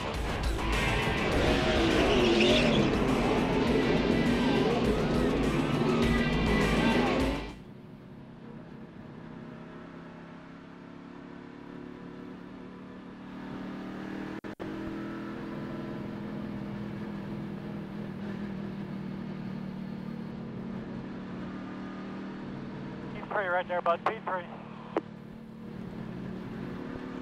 Pound to the right front, 4 to the left front. Pound right front, 4 left front.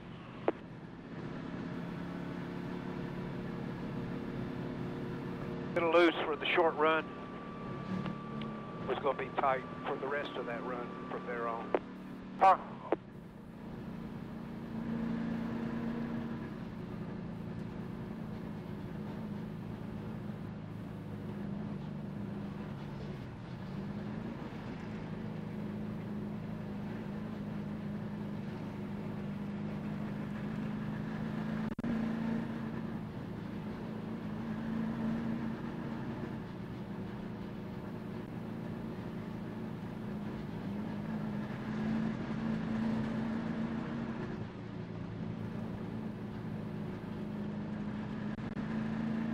You want to go this time, Bart. Want to go this time, green next time.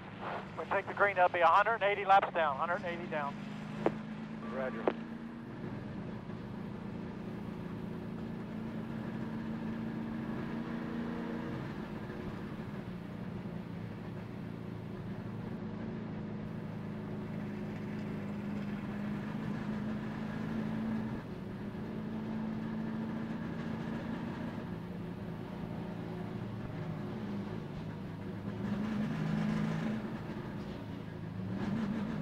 Give room for your double-up cars.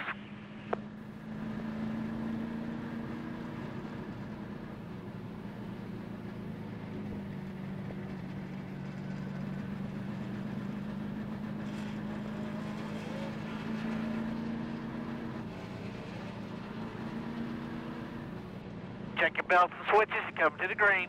Smooth shift.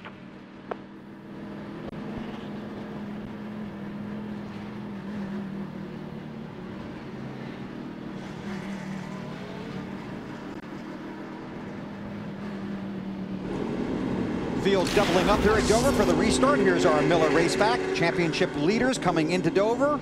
They've won 10 of 71 races, and the last time it happened 10 years ago. Jeff Gordon.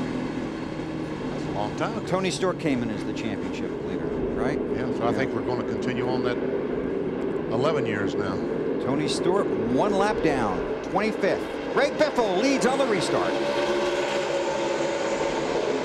Jimmie Johnson in the 48 car is really surrounded by Roush. He's 5th with 4 Roush cars in front of him. Cautions breed cautions.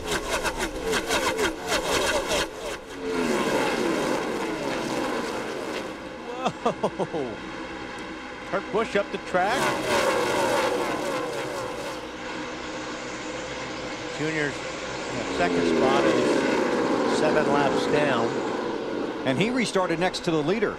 And Tony Stewart, who's only 1 lap down, was 3rd in line, behind the 8 and the 7 of Robbie Gordon. I'll tell you what, that 8 was going to be fast today, wasn't he? Yep, he had a good race car. He's had a good race car all day. He's about to show the leader just how good it is. Get one of those laps back the hard way. The old-fashioned way. Old-fashioned way. Junior had a brake problem early in the race. As you watch the ticker go by, the names highlighted in Nextel Cup yellow are the drivers in the chase for the championship. 5 of them running 1 through 5. Rusty Wallace back in 8th.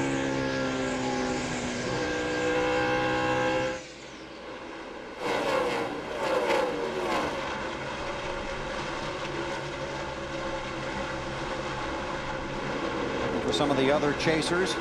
Carl Edwards in the 99. He's in some traffic. Dale Jarrett. Carl Edwards 99, Dale Jarrett 88 have run together, seems like all day long. Jeff Gordon trying to go by on the inside. They're going to be 3 wide. Careful, boys. This is back about 22nd place. There's Vickers back there, the 25 car. And Gordon and Brian Vickers too fast exiting pit road under the caution. They had to restart at the tail end of the longest line.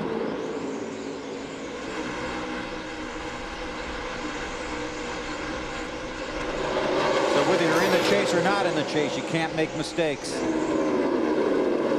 And you mentioned Sterling Marlin having that good run earlier, Bill. Yeah. Is that who I heard?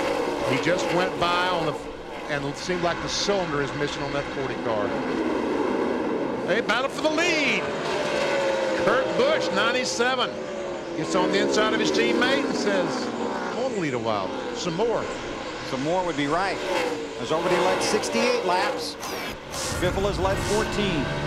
Jimmie Johnson has led the most laps so far today, 73. Ryan Newman, the pole sitter, currently runs 13th after leading 30 laps early in the race.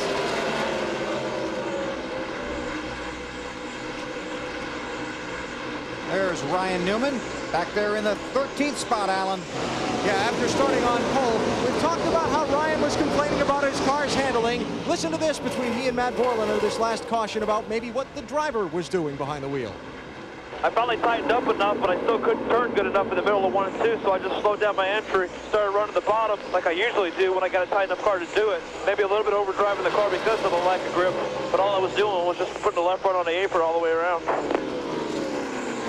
So Ryan and Matt following that up with a discussion on what adjustments they'll continue to try and make on this car, but it's not all about turning the wrenches. Sometimes it's about what you do behind the wheel to try and make the car handle better.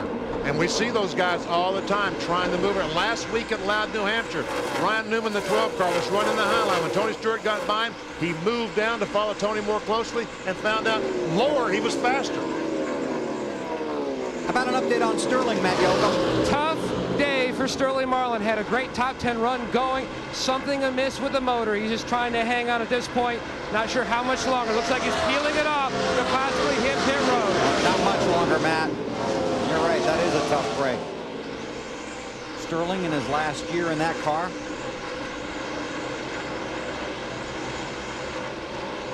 These guys are putting down some fast laps. I'm telling you, Kurt Busch, last time by was a quarter of a second faster than second place car's Greg Biffle.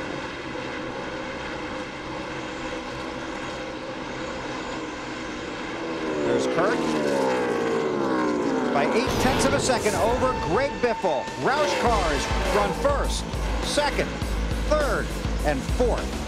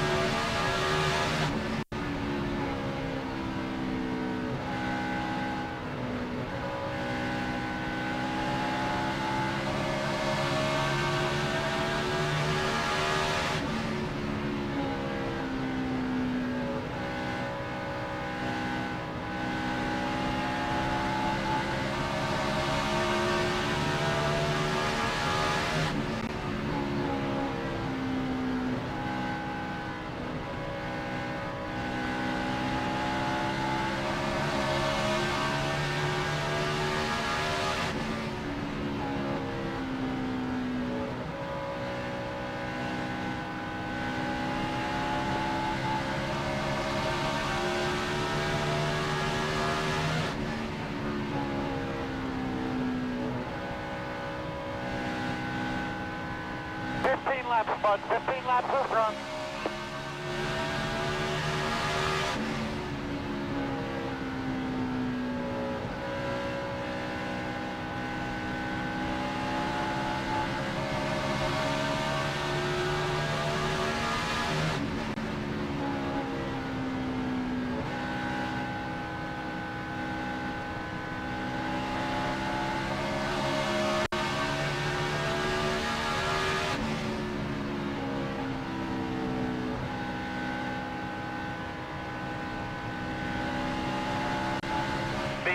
Hit your mark.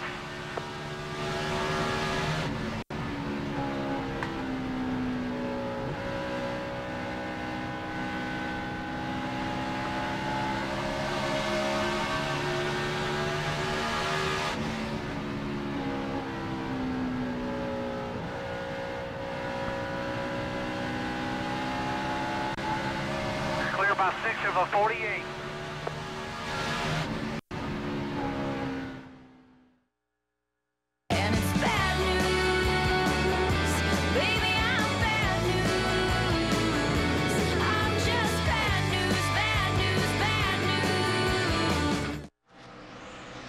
That was 1 week ago, Loud, New Hampshire, the first race in the chase for the Nextel Cup. Kurt Busch out of the race basically on lap 3.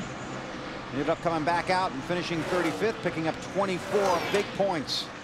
But it was a day of tempers and tirades at New Hampshire and differing opinions on why guys lose their cool and what should happen after they do.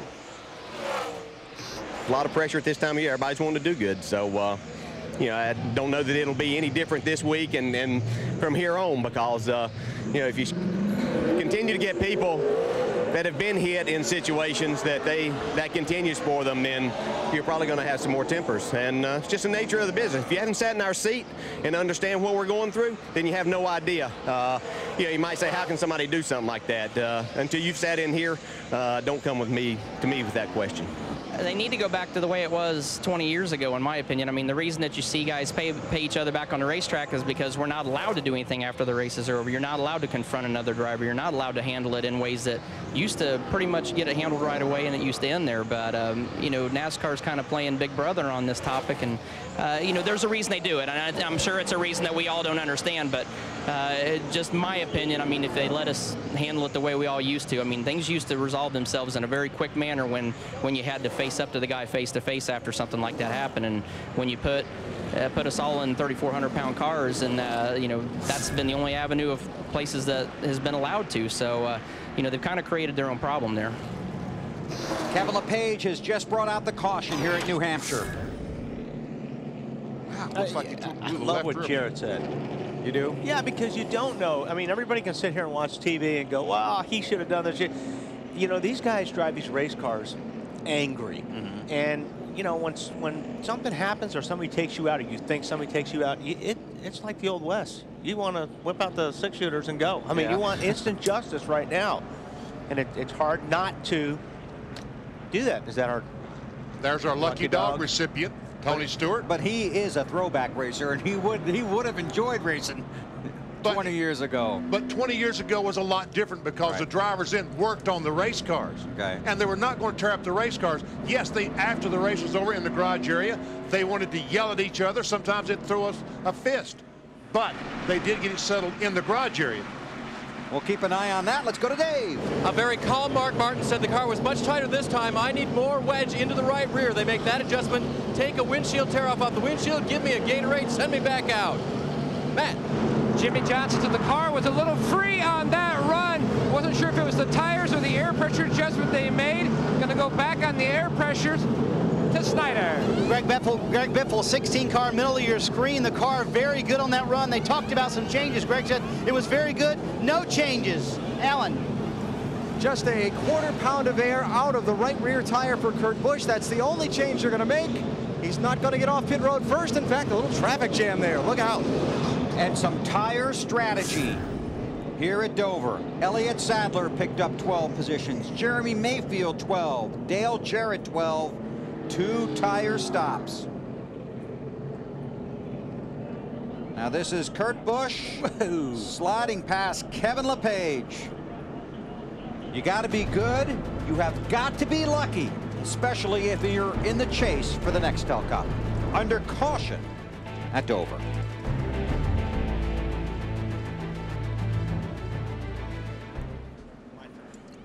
Shifty, whenever you've got it, let us know.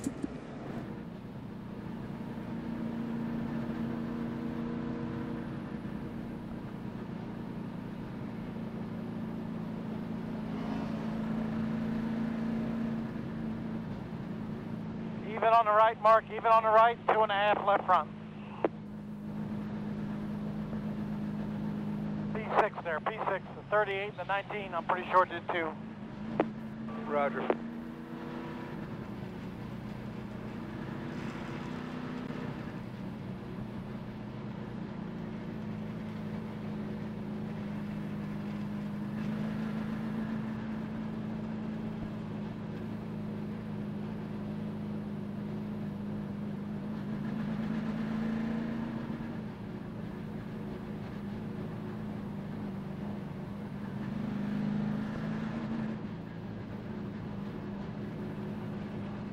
One to go this time, Mark. One to go this time. Green next time. Pull up bell silence. Have a good one.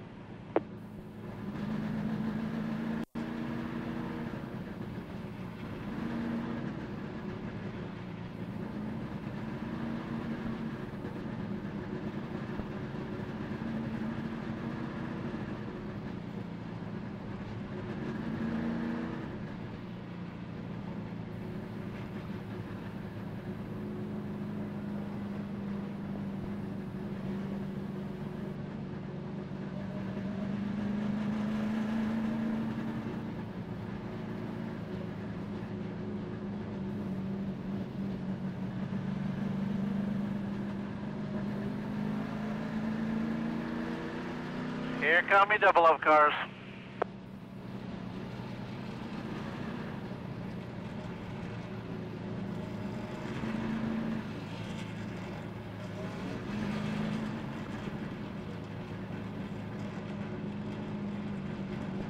Belts and switches, smooth shift, coming to the green.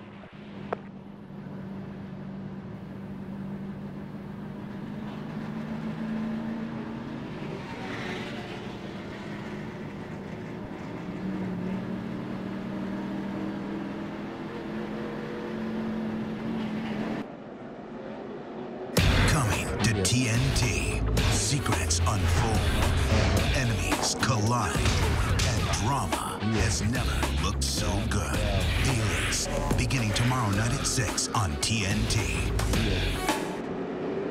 Elliott Sadler is the race leader. The field comes to get the green.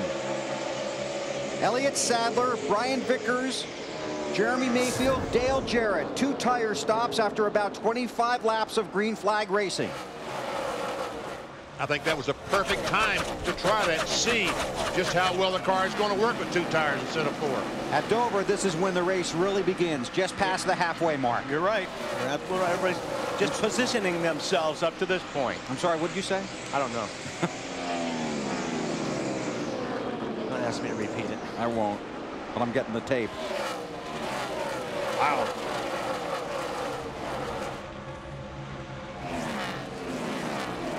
Lots of traffic right there.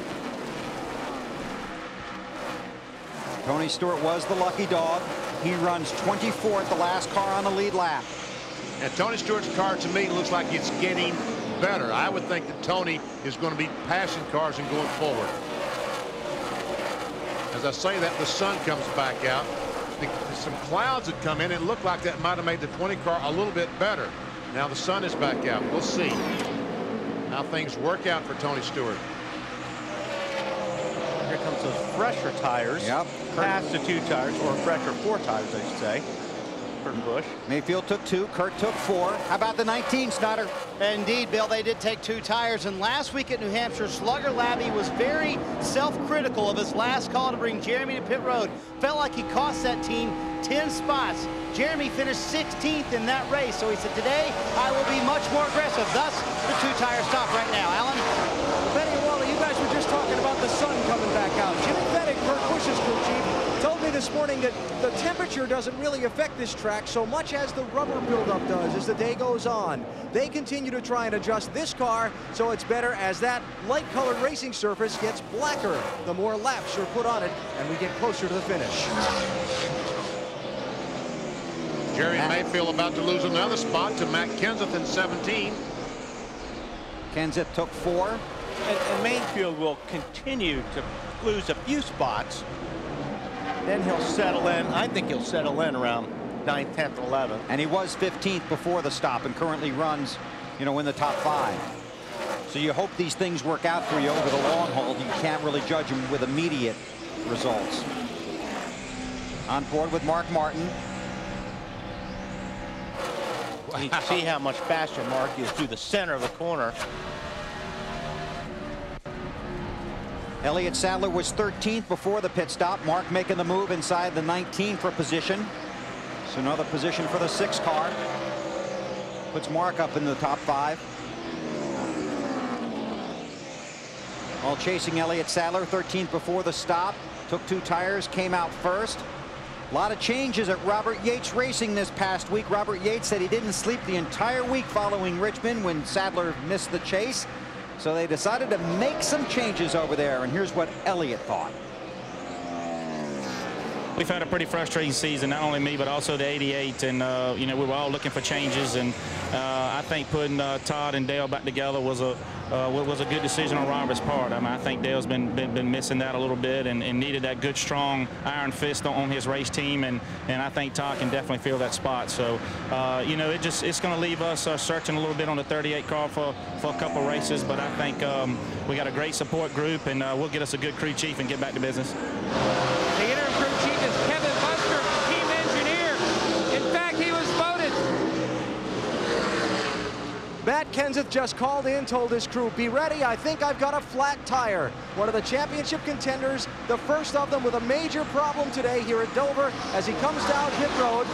Left rear, I believe, Alan. He's trying to feel that out on the car itself, Wally. Yeah, there you go. Left sides only was the call. And we can see that left rear tire is in fact flat.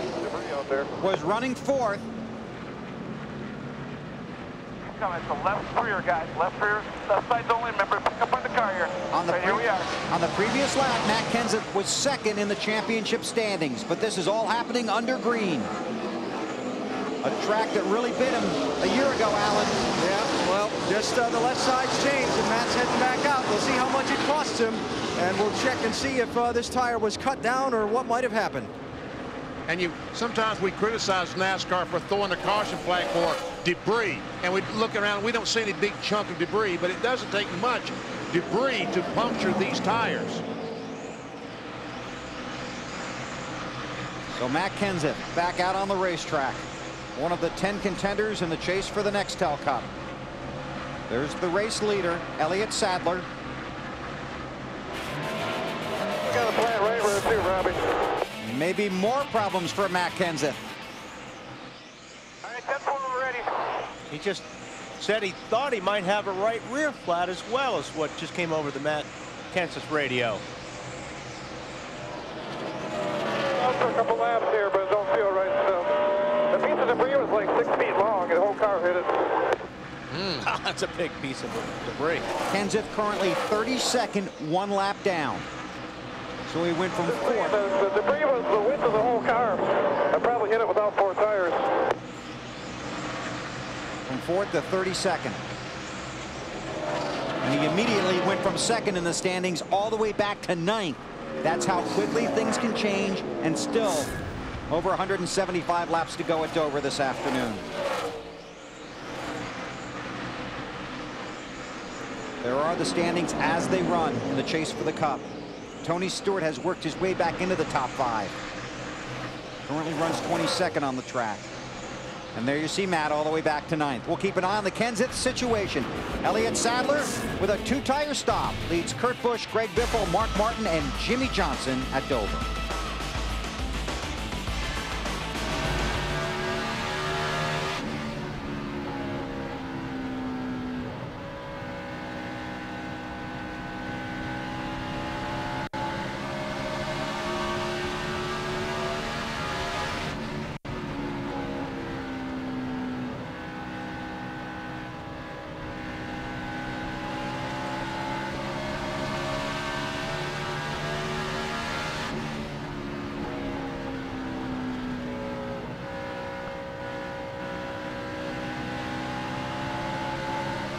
About 4, go get him.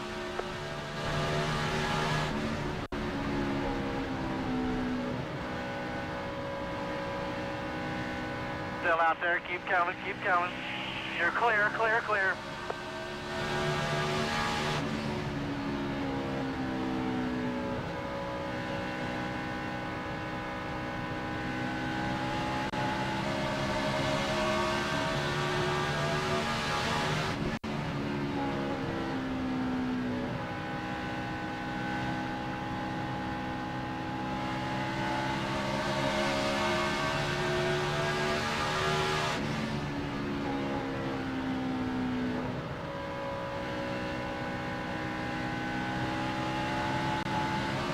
Clear about 3 over the 48.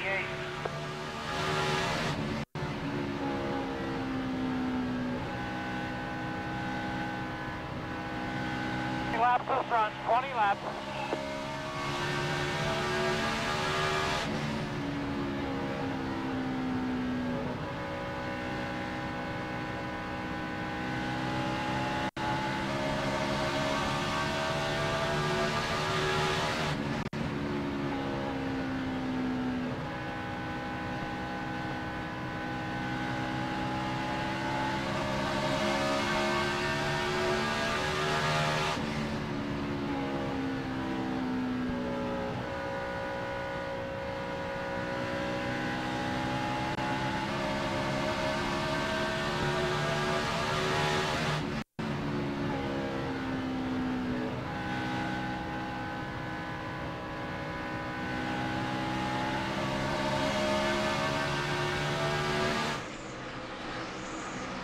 NASCAR Nextel Cup Series racing from Dover, Delaware on TNT, presented by Viagra.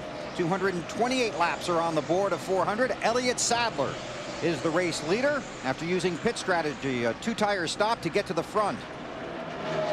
You know, I bet that Aflac duck has a lot of good things he could tell us. You think? Yeah. Well, do it. Folks, cue the duck. Time for our Aflac trivia question. The last driver to sweep both Dover races and win championship in the same season.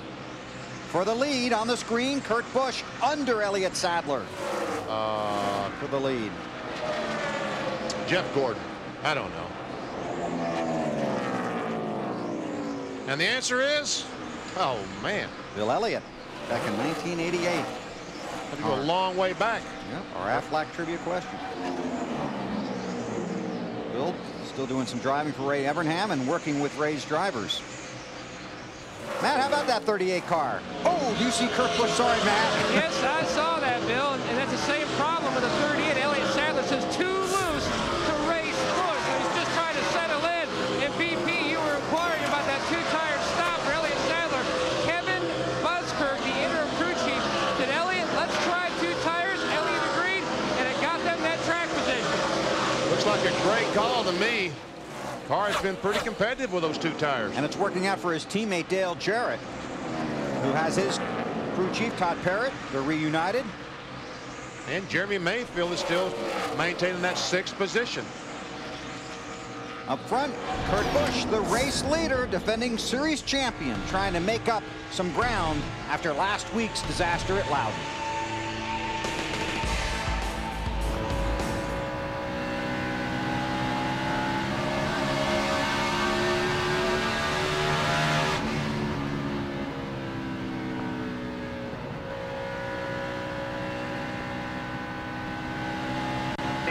Be smooth.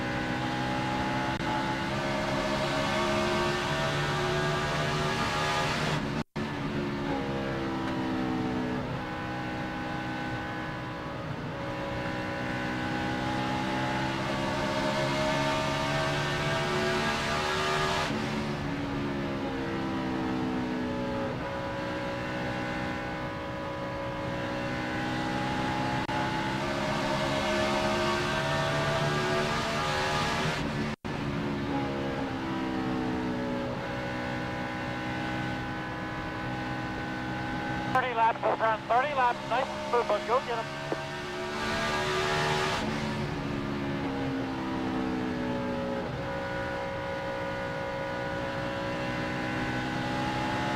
Catch him lap traffic again.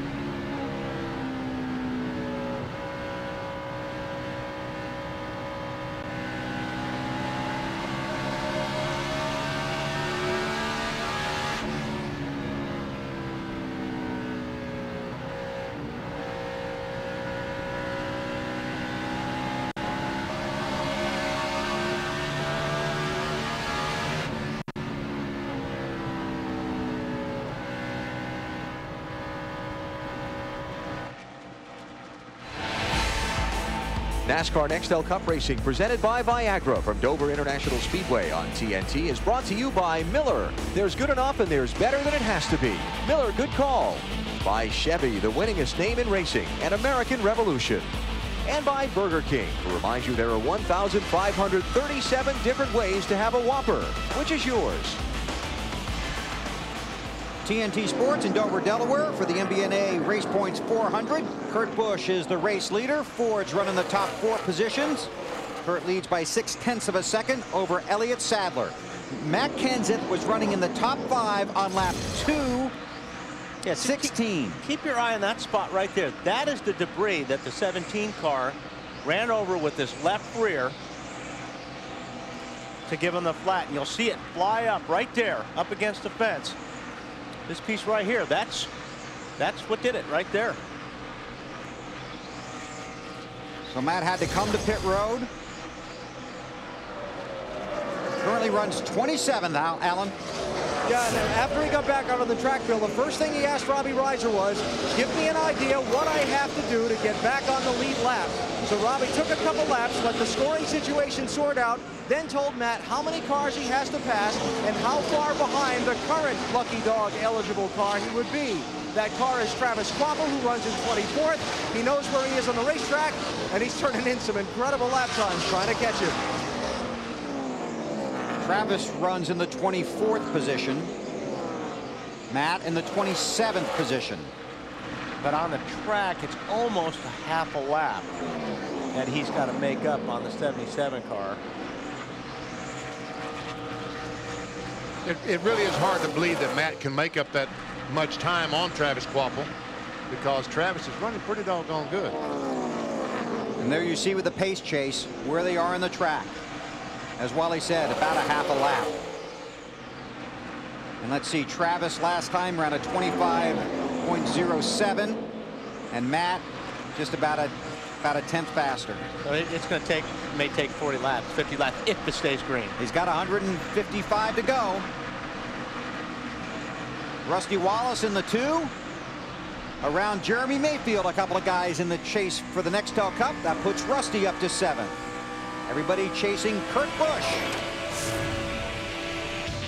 You're watching the NASCAR Nextel Cup chase for the championship on TNT.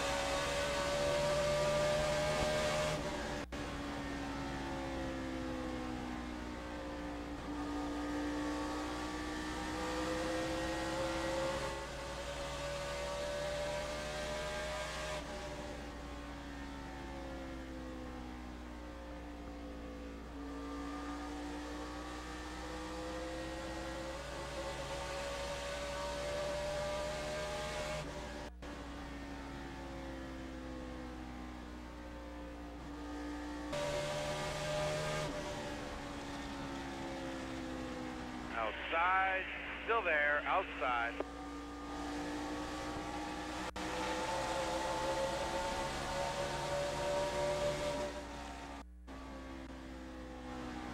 Outside, clear. Back down low, clear, clear.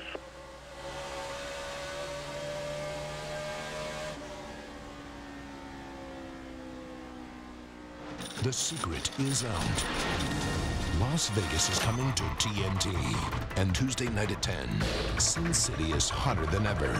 The hit series, Las Vegas, Tuesdays at 10, beginning Tuesday night on TNT. I know where Wally will be on Tuesday nights, 10 o'clock. Yeah, they want me to do like 5 episodes. Well, you got a buddy on that show now, right? Buddy Jake? Yep. Kurt Busch from Las Vegas. It's Josh. I know. I'm just trying to see. Oh, see if he knew. Yes. Who his buddy was. Yeah. Hey, this guy's from Las Vegas, so maybe we should do it through the field. Let's get started. Let's start with Alan. Yeah, pretty good day so far for the purple car of Kurt Busch. Not much on his radio since the last pit stop. He said he white-knuckled the whole last run. They just made a minor adjustment. He's out front. Now, Elliott Sadler's chasing $1 million plus while the guys around him chasing $5 million plus. The car still on the free side, 2 tires, playing some of that pit road strategy to try to get a good run, Marty. Greg Biffle working a streak of 5 straight finishes of 6 or better in 2005, Matt. He's in 3rd right now, so the car won't turn in the middle of the corner. A little bit too loose off. Very impressed, though, with the 38 car in front of him with 2 tires. Dave? Adjustments on Mark Martin's car appear to have worked. He's picked up 2 positions since the restart. No call for new adjustments yet on the 6 car. Matt. Canals tried 2 tires during the final practice, but felt like their car was better on 4, but he was concerned about other teams doing 2 and losing some track position. That's what's happened on this run, besides the car being tight. Snyder? Matt, Kyle Busch finished 2nd here in June, but the car not that good this time around. He describes it as wiggly, loose at times, tight at times, and bouncing all over the racetrack, Matt. Now, Elliott Sadler's up front, but Rusty Wallace in the 2 car there running in the 7th position. Now, they made a wedge adjustment on the last stop. Snyder, that has really helped the car come to life. Jimmie Mayfield's done a terrific job with these 2 tires, currently in the 8th position. And it takes a while for those tires to come in, but once it does, the car very good. Kevin Harvick has been sailing through the field. They told him, whatever rhythm you found, keep it. That line is working so good. Harvick said the car feels better and better every lap. Dale Jarrett pacing himself very well, also with 2 tires as we round out the top 10 on the last stop. He finished 4th in this race last year, trying for another top 5. Alan? Joe Nemechek hanging right about where he started. Started 9th. He is running in 10th spot now. Just moved up a position. Said with emphasis a minute ago on his radio, I want some wins taken out of this car. Kurt Busch is the race leader. Just 0.2 of a second over Elliott Sadler, and he knocks Kasey Kahne, who started outside the front row, off the lead lap. Let's continue to go through the field, Matt. Casey Mears has had 2 frustrating runs here at Dover. Had a flat tire last year, had motor issues and a loose condition in the spring, but right now he's having a great run. The car just a tick on the free side, just outside the top 10. AB? Well, we talked about the struggles Ryan Newman has had since early in the race after they've continued to adjust on that car. He called in a little while ago and said, this is the best the car has been all day. He's moved back up into the top 12, Matt. Sun's back out in the 42. Jamie McMurray says the car is now gone back to the free side. The adjustment on the last stop hasn't seemed to help. Dave Blaney gaining confidence, gaining speed. He restarted 22nd. He is all the way up to 15th right now. And there you see, restarted 22nd. Very good run for Dave Blaney right now. Alan?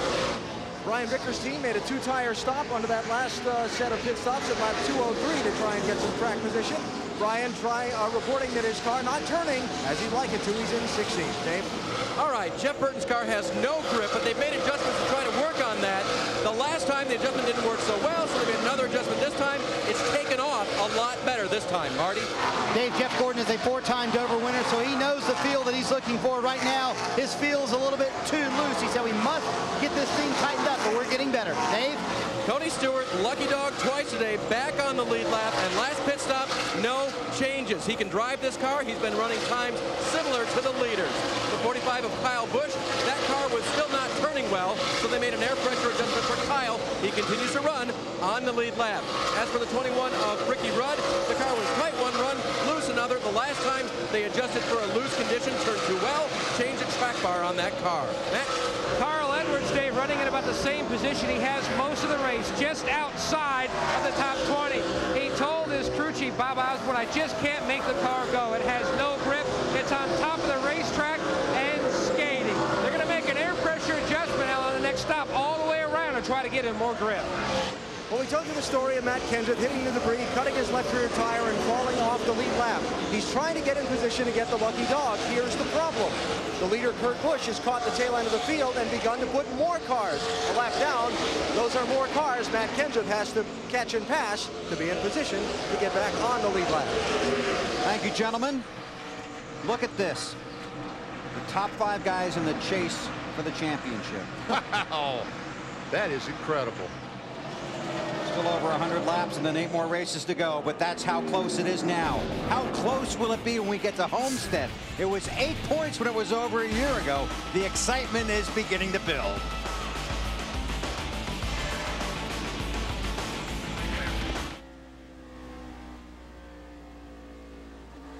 Low, clear, clear, clear.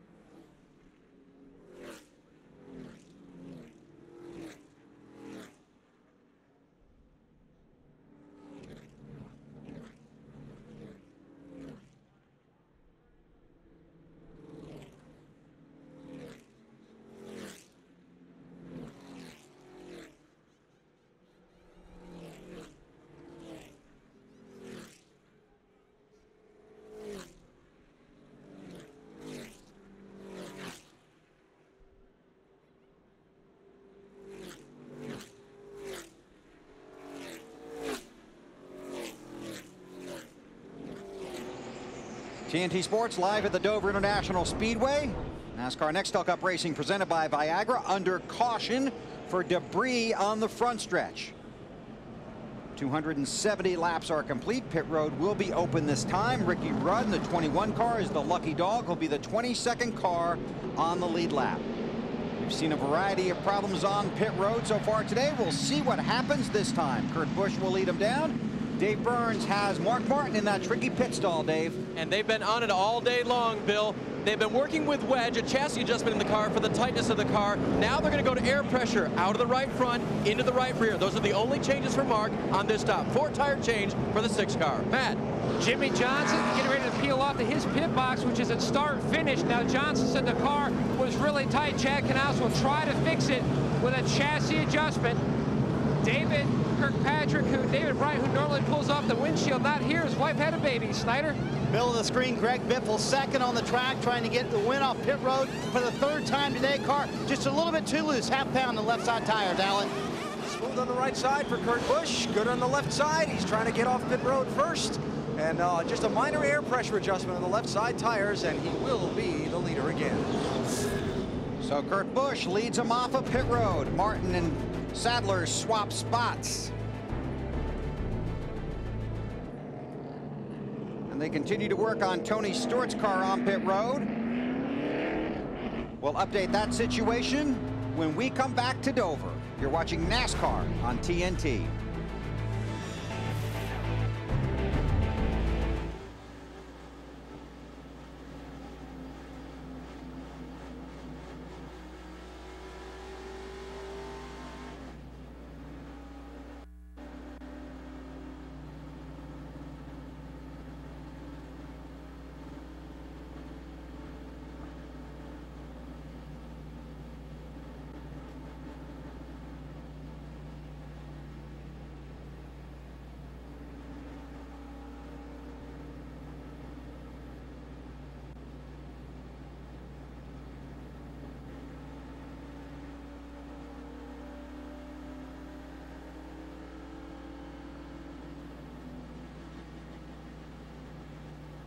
Okay, got it. 7 in the right rear still, right? Yes, sir. Okay.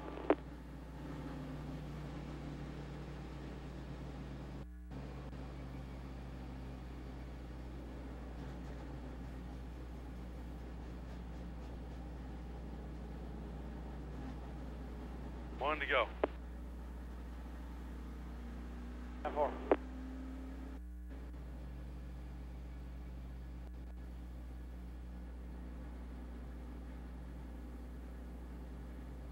Look good out there, Rusty. Thank you.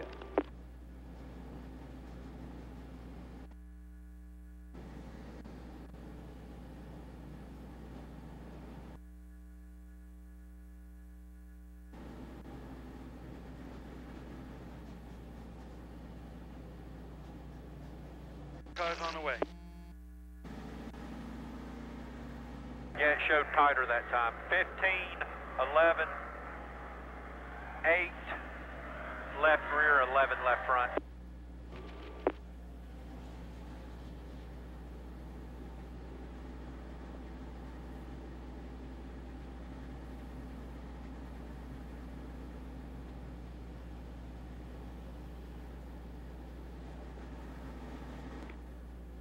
Like a little too much left front, or not enough left front spring, and maybe a bit 16 too much bar in it.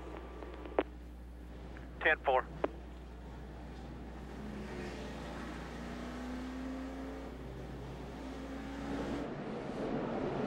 .273 laps are complete here at Dover. The field coming to get the green flag for the restart. Kurt Busch leads Greg Biffle, Mark Martin, Elliott Sadler, and Jimmie Johnson.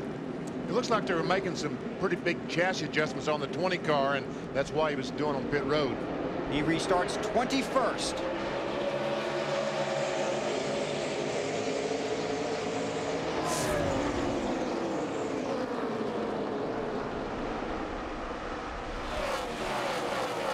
Black flag, car 8, pass-through penalty for not aligning properly on the restart.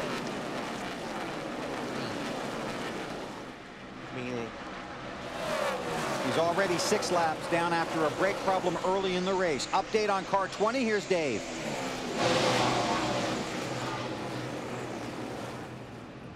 Hey guys, here's what happened with Tony Stewart on the 20 stop. I don't know if we're going to show it or not, but they had a problem with the jack. Tony overshot the pit just a little bit, and when the jack was put under the car, then they rolled it back to get it into the pit box, and that's when they broke the jack.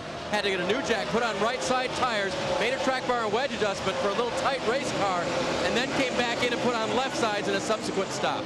All right, so it was a jack broken, not chassis adjustments. Thank you, Dave.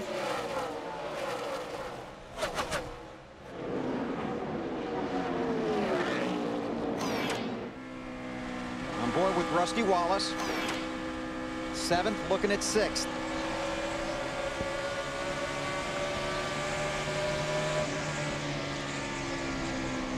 Kyle Busch slides up the track a little bit. Looks like he was a little bit loose right there.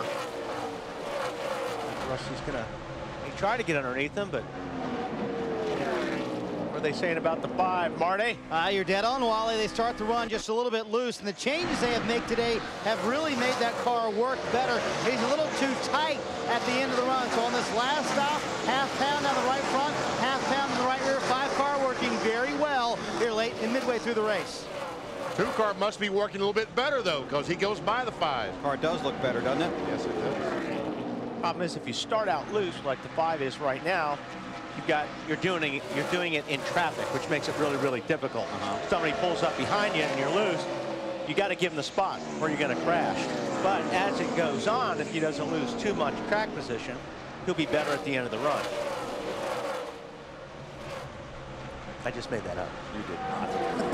See, Junior in the 8 car has paid his penalty by making that pass through down pit road. One of those days you just can't wait for that checkered flag to come out. Dale Jr. Right in front of these guys, Matt Kenseth in the 17 car. One of the chasers is the 2nd car 1 lap down. He's looking for the 9 car of Kasey Kahne. And he's only about 8 or 9 car lengths ahead of him right now on the racetrack.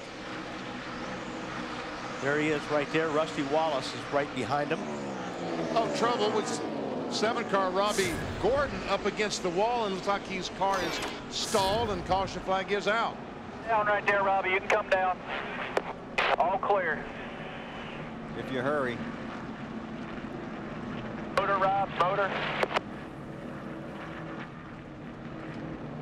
Lost oil pressure, blew out. Kasey Kahne is the lucky dog. So under caution here at Dover after 282 laps, Kurt Busch is the race leader.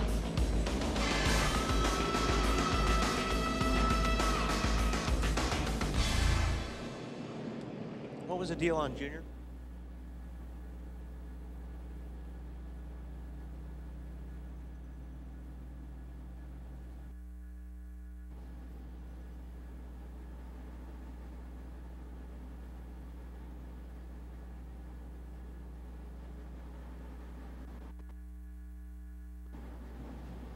Pit road is open.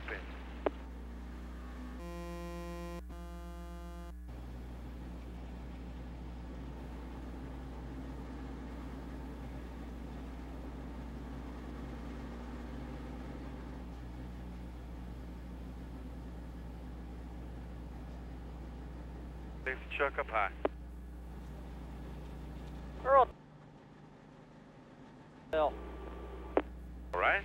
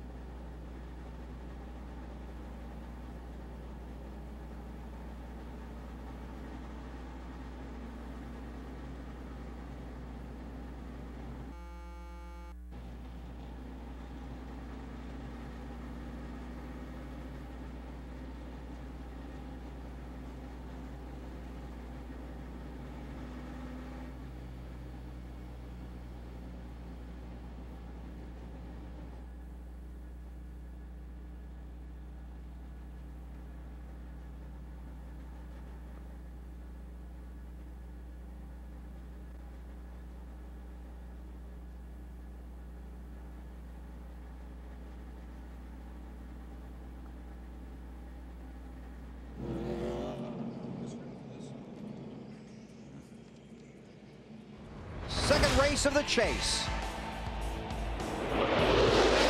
Pre-race ceremonies and then 43 cars chasing the checkered flag. Ryan Newman on the pole. Won here yesterday, but struggling today. Lap 9. Stanton Barrett brings out the caution. And a lot of grass. Like one of Benny's wedges. Mike Bliss, second car into the wall for him this week. And then we see some contact between the 17 of Matt Kenseth, the 29 of Kevin Harvick on pit road. Scott Wimmer, tire going down, hard into the wall, then to the garage. And then Kurt Busch, the leader, just barely misses the 66 cars. He crashes.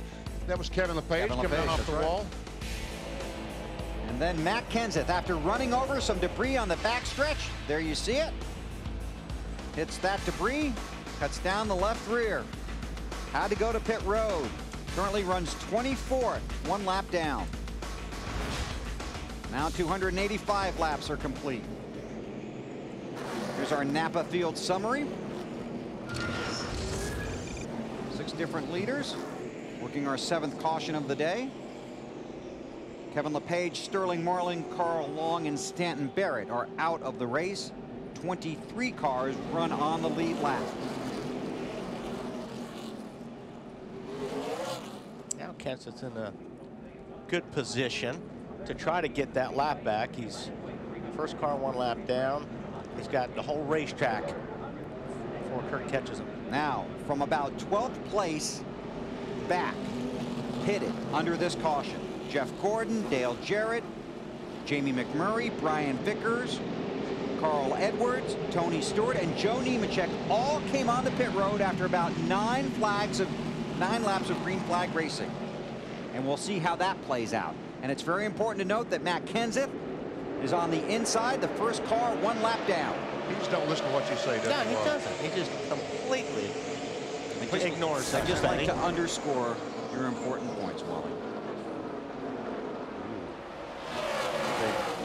Big mess right there. I'm telling you, Biffle lets the 17 car go, get in front of him. Let's see if Kurt's that nice. They are teammates. The 97, the 17, and the 16. But like I said, nice thing about it is that it's going to take Kurt quite a while to get to the end of the field when he starts lapping guys again. So if Matt can stay there, he's okay. Yes. He'll get the lucky dog if the caution comes out. If he stays there for about 30 laps, as Wally said, it'll probably take 30 laps for the 97 car to start catching cars and putting them a lap down. Elliott Sadler about to lose a spot, or did lose a spot to Kyle Busch on the 5. Marty, what's going on with 5? Yeah, Kyle Busch has a pretty good race car today, guys. You see him trying to catch his brother Kurt, who's obviously leading the race right now. He said, you know what, Kurt's a little faster than we are when we start off. Kyle in 6 right now, but once our car comes in, we're at least as fast as he is, maybe a little faster than Big Brother. Matt? Kevin Busker, the interim crew chief, told Elliott they can't make it from here on one more stop, so he stayed out, but he said the car is still free now. He's going to have to live with it, but he feels like it will be tighter as the race goes on, which is good news for Elliott. That's Scott Riggs in the 10. Scott looks like he's really loose. He got loose a lap ago. He's kind of holding up these guys right now, but I think he's just hanging on too. Mike Wallace in the 4 car. And Mike, Wallace, Scott Riggs, all these guys would like to get up there and hope that the 17 car passes Kurt Busch, the leader, that will allow them to be the first car 1 lap down. Boy, there is some wild racing going on back there now. Really? Oh, we got trouble in 3. Jeff Gordon in the wall. McMurray, Tony Raines in the 37. The 42 just wrecked us all back there. Sounds like Jamie's getting the blame of it. A bit of damage in the rear. We do have damage. Lauren near the spotter in the 42 car telling his crew that they do have damage to the rear of the car. You don't get a lap down. Didn't make it. Matt Kenseth is the lucky dog. That's huge. And he is. He is a lucky dog. And wow. Jeff Gordon's. Yeah, Paul, we'll look at it, buddy. Dismal 100 to go. I don't know if we're going to get too carried away fixing it. Let's see what we got. Dismal There's a lot of fixing. Second half of the season continues. Back to the garage.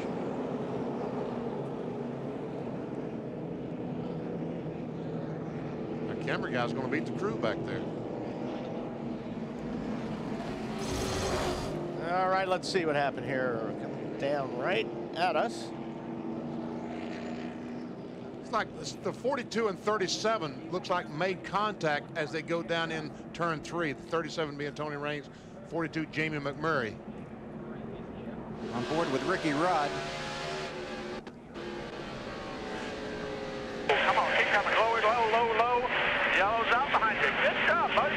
You know, it looked like the 42 was losing it, and Raines moved to the right to maybe avoid it.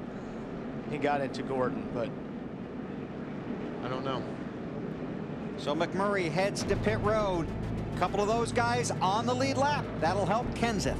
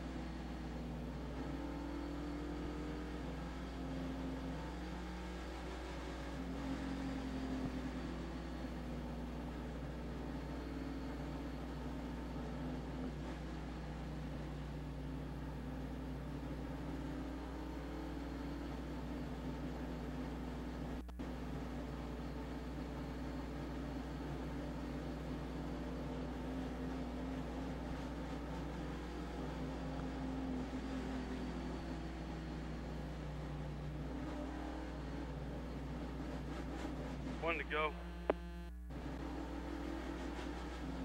Now 4.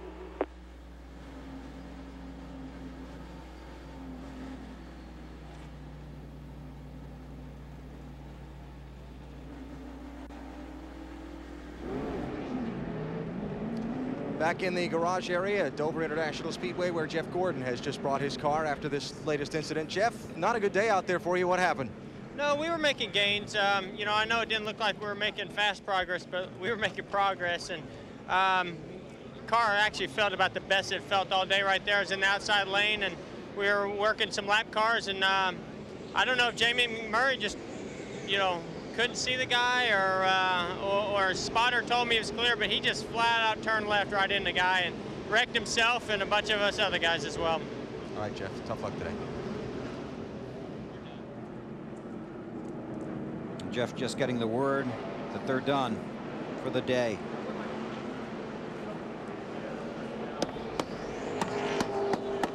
And try to somehow get the hood open so they can get the car loaded on the truck. 14th last week, 30th at Richmond, 21st at California. And he'll be way back there when the final results come out here today at Dover. Matt Kenseth got the lucky dog, is the last car on the lead lap, runs 22nd. Kurt Busch, Greg Biffle, Mark Martin, Jimmie Johnson, and Rusty Wallace, the top 5. Just over 100 to go.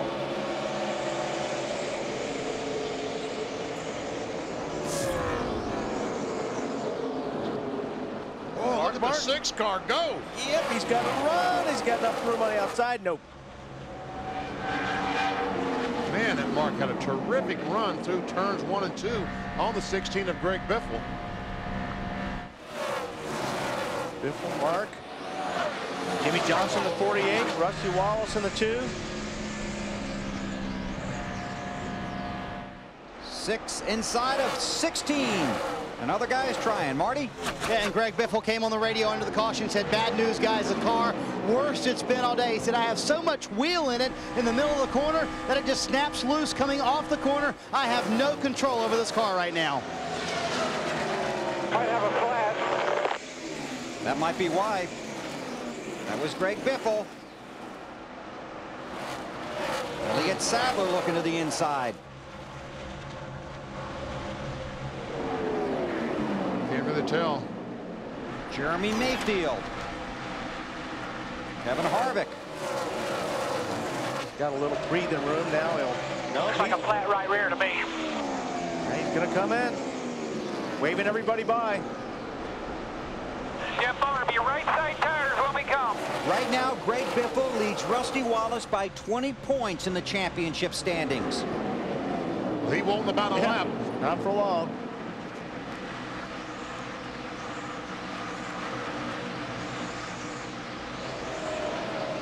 Less than 100 to go, and Greg Biffle, one of the championship contenders, to pit road under green. Marty.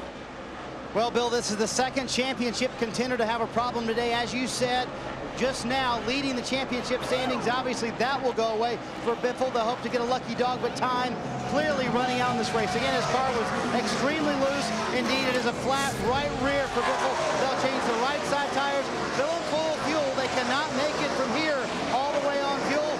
He leaves pit road. 35 miles an hour off of pit road. Then on the apron, around to the back stretch and back in the gas.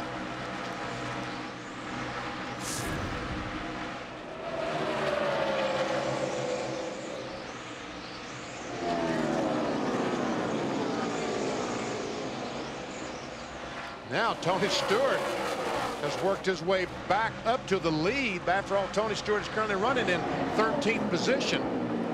And that's how quickly it changes here. So you see Biffle right now back to 6th.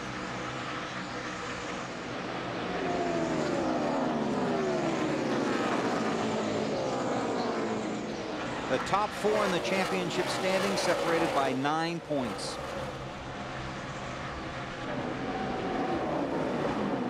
Kurt Busch up front leads his teammate Mark Martin. Jimmie Johnson chasing in a Chevy at Dover.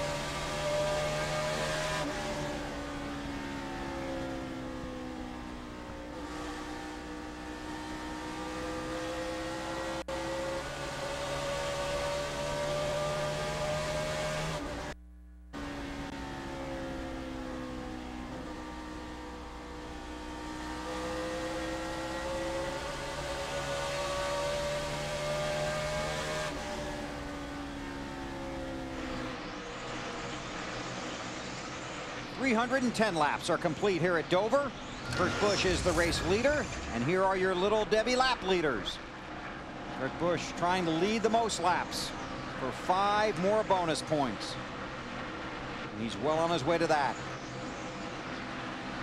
It's not going to take just a few more laps, and he will have led the most laps today. Greg Biffle, after that tire issue, 26th now in the running order, 1 lap down.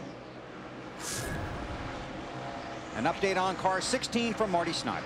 And now their focus is trying to be the first car one lap down and getting lucky dog. Here is the right rear tire that came off Biffle's car. There is a 1-inch cut. The tire, 18 pounds of pressure when they took it off. Man, oh man. Had a few of those this weekend. It's amazing that he could feel that tire being that slack, and that the spotter Joel Edmonds could see that. Well, his teammate Matt Kenseth got the lucky dog. Matt has worked his way to 13th. Matt was 22nd on lap 297 when they restarted, and now is 13th. There's Tony Stewart, who runs 14th. Dave? And Bill, they've thrown a lot at that car today. Tony radioed it just a little while ago. It still is a little bit difficult in the turning department, but it's running a lot better. And remember, this race last year, Bill, he was running 14th at the halfway point, raced his way all the way to 6th. So he can turn it on in the long runs here in the 400 miles at Dover. Dave, he has really worked hard today. 33rd on lap 100, the lucky dog on lap 109. 24th, a lap down on lap 200. Got the lucky dog on lap 203. Restarted 23rd on lap 207, back on the lead lap. Was 19th on lap 271 when they had problems with the jack on the pit stop. 21st on lap 282, 17th on lap 292, and now up to 14th. You know, whether or not you're a Tony Stewart fan or not, you have to admire the job that Tony Stewart and the crew have done today. And also Robbie Reiser, the crew on this 17, and the job that Matt Kenseth has done. 2 weeks in a row. Right. I mean, they've been down and have had good race cars, not panicked, and worked themselves back up, and he's in 12th spot right now. And that's how you win championships. Alan? Remember, Bill, that Matt hit it under this last caution when most of these other cars he's racing around and passing now did not. I had a conversation with Robbie Reiser, his crew chief, pictured there this morning, about the lucky dog rule. His race at New Hampshire last week, and funny as it turns out, it's played out again today. He said when you have an early problem, there are so many cars on the lead lap, the lucky dog rule allows you to work your strategy different. When you're up front, you can't take a chance on giving up track position. When you're in the back, you can take chances on it. He said at the end of the day, it can make you look like a genius, sort of like we did last Sunday. And it's working for him again today. Watch if a caution comes out shortly for them to do the opposite of what everyone else does to try and get their track position back and get ahead of them. Thanks, Alan. Up to 11th now, Matt Kenseth. Mark Martin is working over the 97, and he's taking a look. And Mark looking for those 5 bonus points for leading a lap. Did not get it there, Dave. And Bill, he put that suggestion in the Rouse Racing suggestion box about 20 laps ago as he now goes by for the lead. It took traffic to really draw him close to his teammate Kurt Busch, and now he'll try to hold on to that lead for at least 1 lap. But it looks like he just drove by him. We'll see if the 97 comes back by. I'll tell you, Mark will get a gold watch for that suggestion. Because 5 bonus points are a very valuable thing these days. I don't know if the 97 car, now, I guess Mark is... let him go, get in behind him. As these guys are going back and forth, though, let me tell you, the 48 car is coming up and caught these guys, Matt.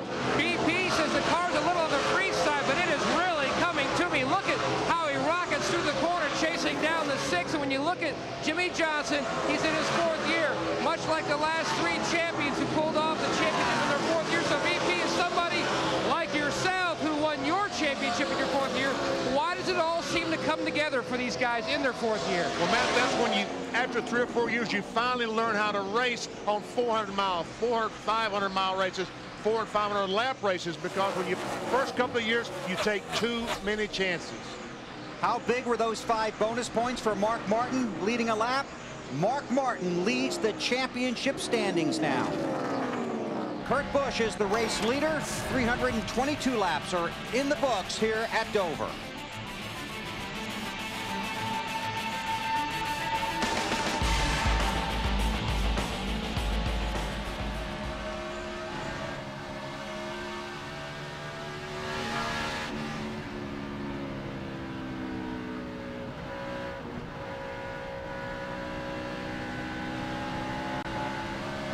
by 2.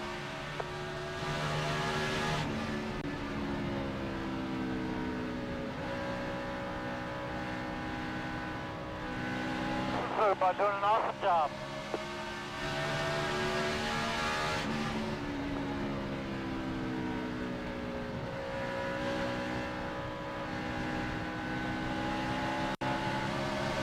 Clear by 2, hit your mark here.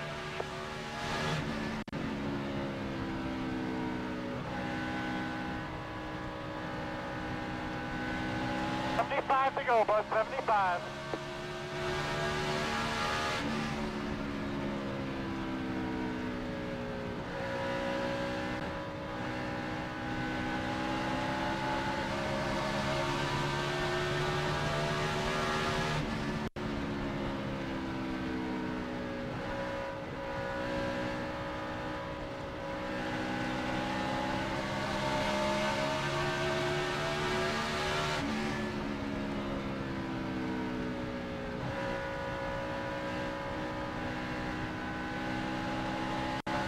About 1, catching lap traffic.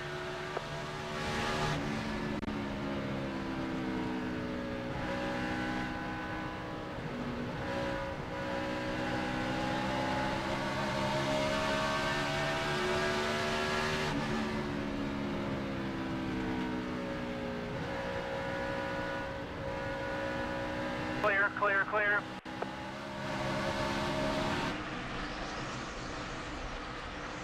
TNT Sports live in Dover, Delaware. NASCAR Nextel Cup Racing presented by Viagra. Kurt Busch is the race leader. Next weekend, the chase for the Nextel Cup moves to NBC, and we'll head for Talladega. Coverage begins at 1:30 Eastern with the Bank of America Countdown to Green on NBC. And as we've said before, there are 9 races in the chase for the Nextel Cup. And then there's Talladega. That is definitely the wild card of the 10. Jimmie Johnson by Mark Martin for second spot. Pretty fast right now. Fastest car on the track, Jimmie Johnson.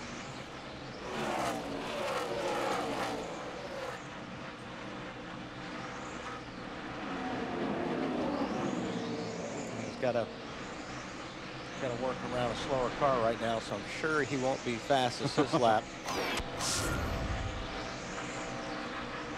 And whoever thought we'd say Kasey Kahne was a slow car here at Dover. Oh boy. And Kyle Busch has worked his way back around Rusty Wallace as you thought he might. Yeah, you know, working to his advantage. The longer it goes, the better his car goes. It just depends on how much track how much track position he's lost trying to hang on to that car, waiting for it to get going.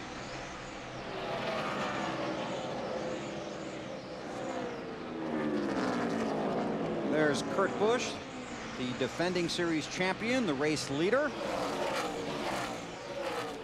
There's his brother, Kyle. His first Nextel Cup win earlier this season. Marty? And Schraub is trying to catch big brother. The car working very well. He loves this set of tires. Problem is, they didn't have any more sets of tires like this one. But guess who did?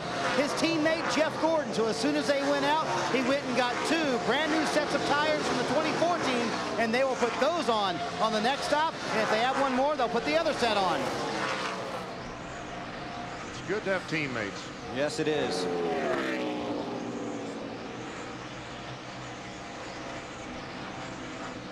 That win at California a few weeks ago. Then got to be on Oprah this week.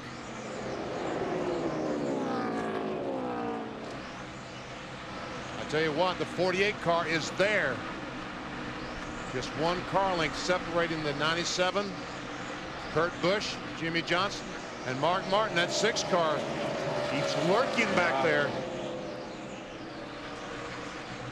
Dave, how about Martin? We talked about how he loves this track. You know, the final 9 tracks in this series, he has won nearly half of his career wins, 16 total out of the 34 that he's won in his career. So he runs extremely well. He just has to get the other chasers to finish behind him. Last week, 5 guys finished in front of him, even though he had a 7th place finish. And today, look at the 2 guys in front. Matt? When you talk about guys who had streaks, Rusty Wallace won 3 straight here, and then they put down the concrete. Hasn't won since. Today, his shot at winning a Nextel Cup race at Dover. He's gone back and forth from tight to loose, then loose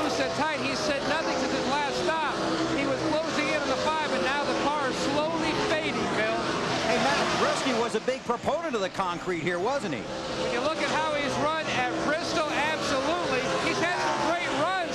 He had a top 5 here in the spring, working on another top 5 today, but he just hasn't been able to seem to close the deal on the new concrete here at Dover when they laid it down in 95. They were going to repave this track with asphalt. Rusty heard about it, was actually in the area doing an appearance, heard about it, and then started lobbying the track at NASCAR for a concrete racing surface. Tell you what, I thought Jimmie Johnson was going to take the lead down the front stretch. Kurt Busch thought he was as well. Kurt Busch, I think, got extremely loose off turn 4 when Jimmie pulled up behind him. So I think that's one reason he pulled over and said, Jimmie, go ahead. Jimmie Johnson to the lead.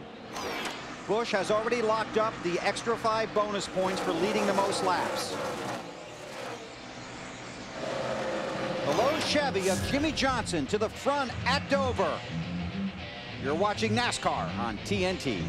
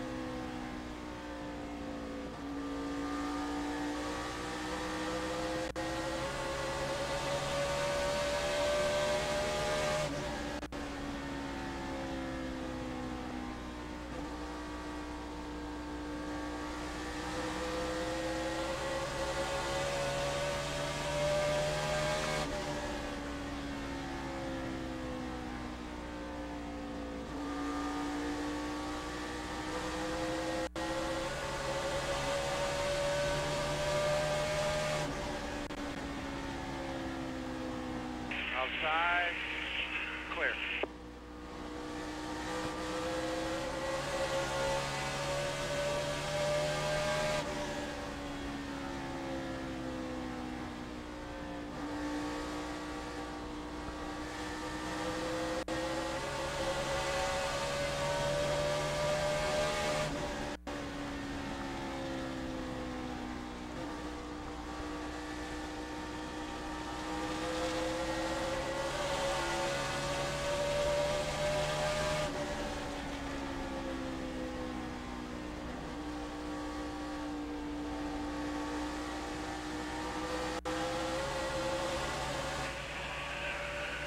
Clear.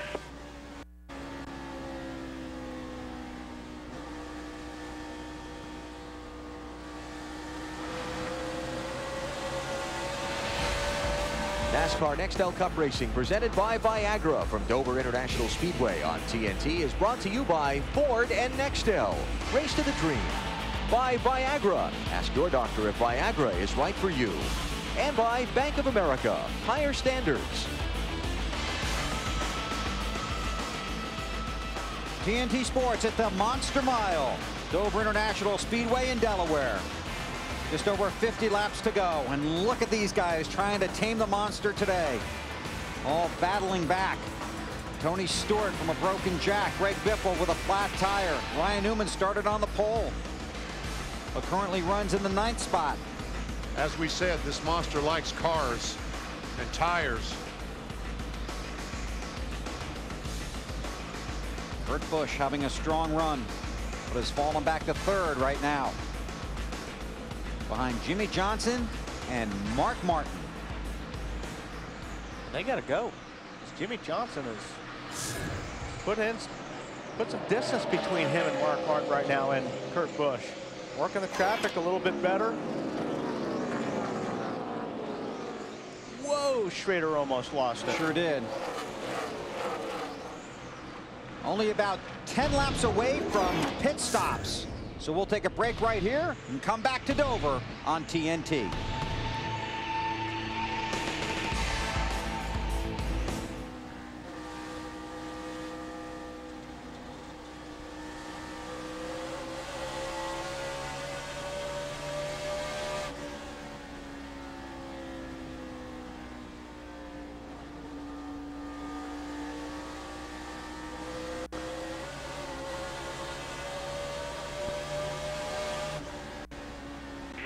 high, 3 in front of you.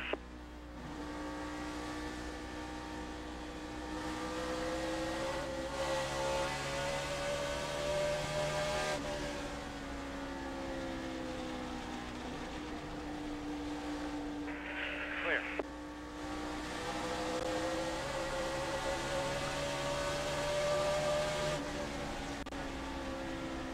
Outside, clear.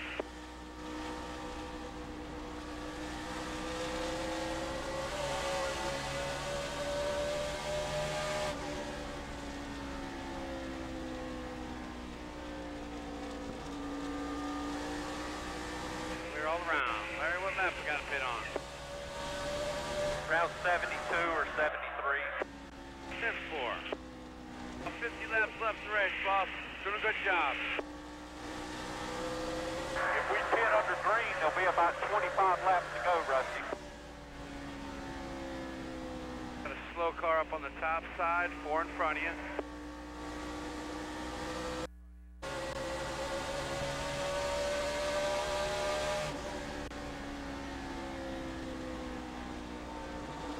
Outside, outside, clear.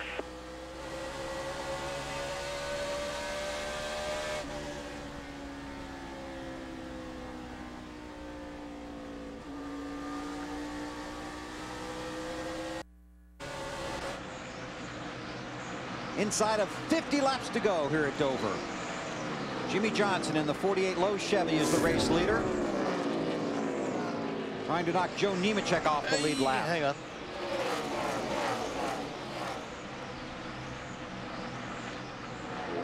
Nemechek in 18th position.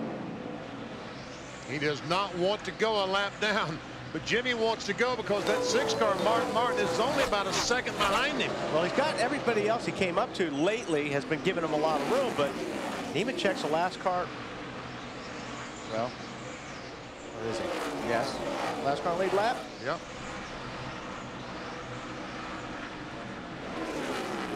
Down now. Yep. Now he would be the Lucky Dog award winner. The caution were to come out.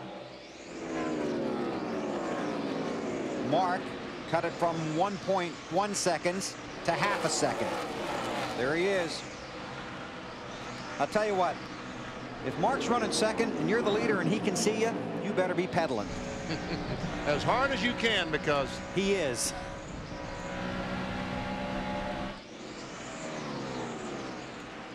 Mark has about a 2-second lead over third place Kurt Busch. Kyle Busch is fourth. Kasey Mears up to fifth. Mark inside of Nemechek. As Jimmie Johnson just put Ricky Rudd a lap down. Matt, that 48 car is picking him off. And they are closing in on what could be the first green flag stop of the day.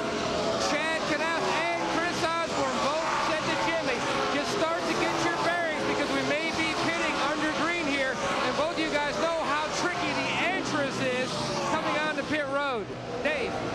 Matt, Mark Martin is trying to chase him down. He will have to pit just shortly after lap 370 under green. He wants to make it different than last year. Remember, he chased Brian Newman for the final 116 laps in second position. He doesn't want to finish second today. And like Matt said, it's so tricky getting in here. This is one of those places you almost want to wait as long as you can to pit because somebody may have trouble getting to pit lane. The yellow may come out, so you don't want to come in early. Alan, update on Kurt Busch.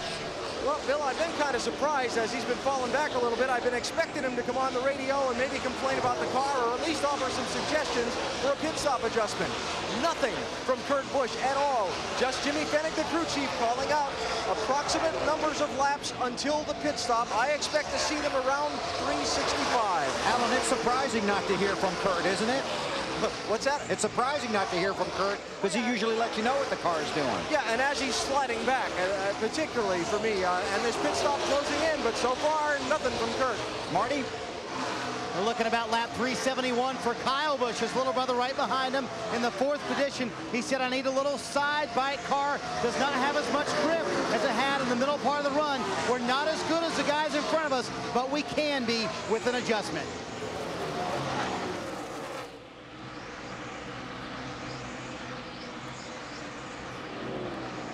Strong run for Kasey Mears, Matt. This is the kind of run he's been looking for here. Now think back to last fall, Bill. Had a great run going. Top 10, looked like he was going to have maybe a top 5 day, and then they cut down a tire, blew out their chances, but he's having a solid run now. The last couple of stops, they have made either small or no changes at all. The car has been a little on the free side most of the day. Best finish here, 24th. Running 5th right now.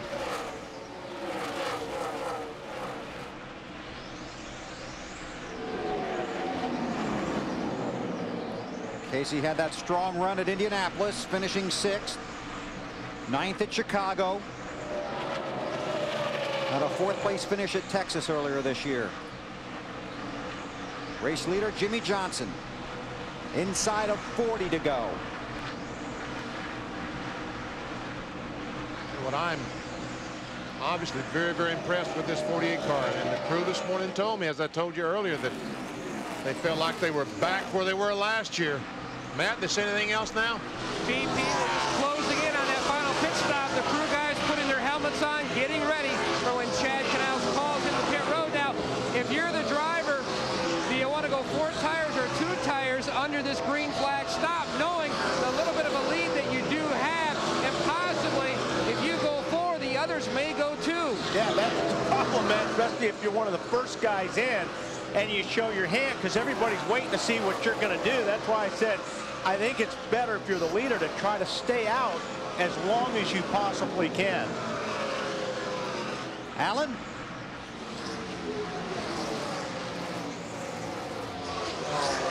Kurt Busch has been called to pit road by his crew chief, Jimmy Fennick. He has also been warned, watch it getting on to pit road.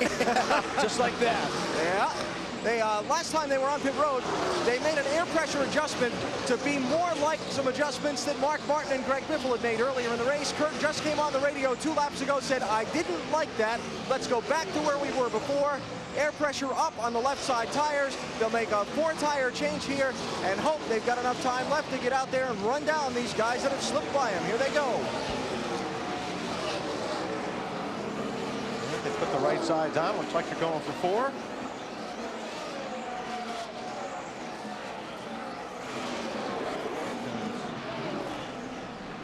Kasey Mears, Matt.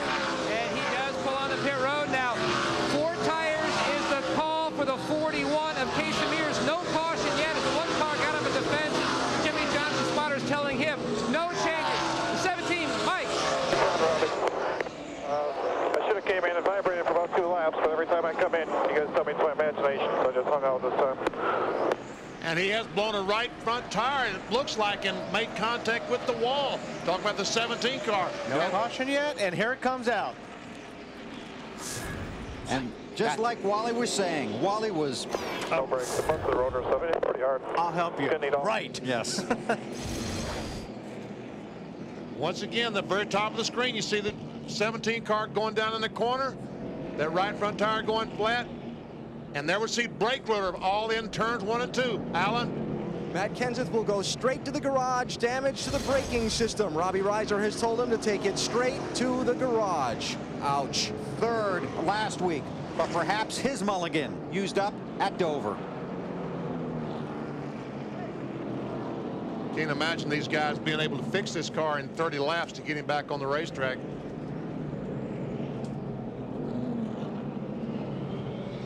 And Kurt Busch, who had already pitted, scored 17th, 1 lap down. Yeah, that's what a break for the leaders. Now then, once again, same question. You're going to pit 2 or 4? Well, with only 10 cars on the lead lap, I'm taking 4. I guess that's true. Yes, only have 10 cars. Was Ricky Rudd the Lucky Dog Award winner that time? Waiting for confirmation on the Lucky Dog. It is the 21. So that will mean 11 cars on the lead lap.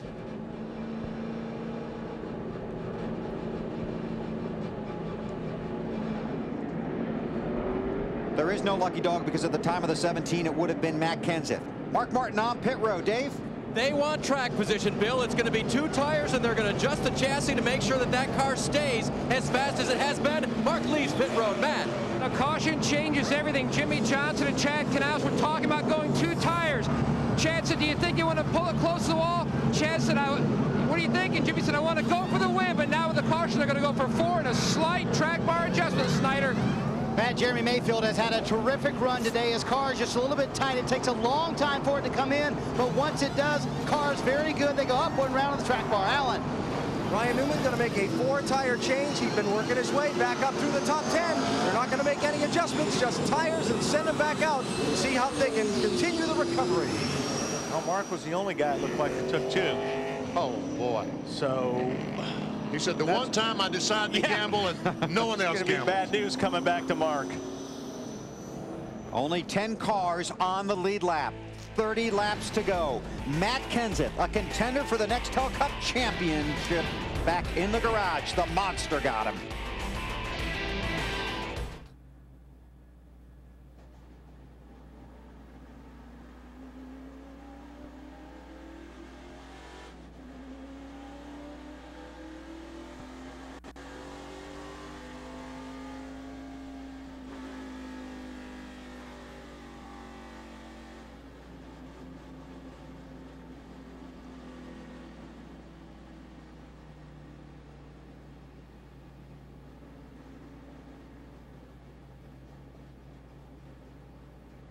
Car up there took 2. Sure. Yes, sir. Okay. Doors up top.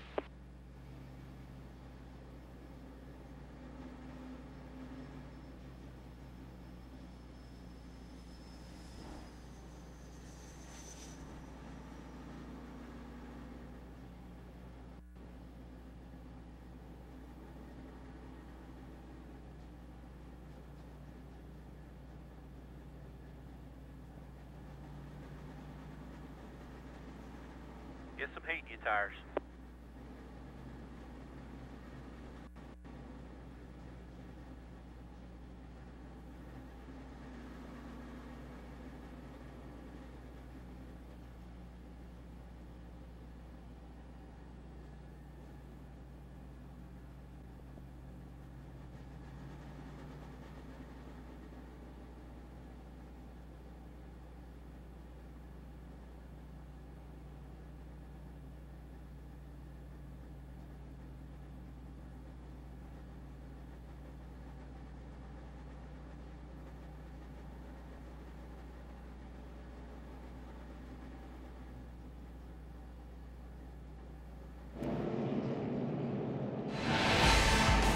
NASCAR Nextel Cup Racing, presented by Viagra from Dover International Speedway on TNT, is brought to you by Sprint, proud partner of the NASCAR Nextel Cup Series.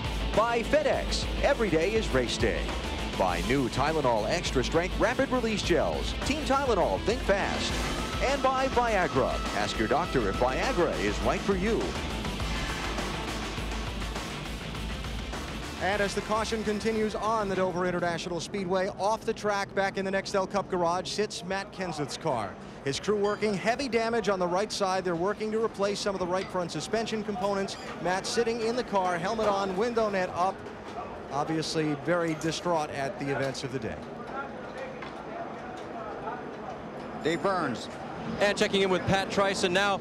Pat, I heard you and Mark discussing it pretty hot and heavy, 4 or 2. And it sounds like you wanted track position more than fresh rubber on the left side, right? Yeah, we took the Viagra 4 tour. It's been good all day.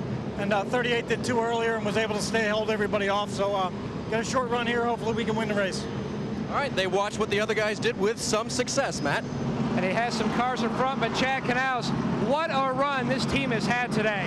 Yeah, Lowe Chevrolet is running great, and I got to say thanks to the 5 car.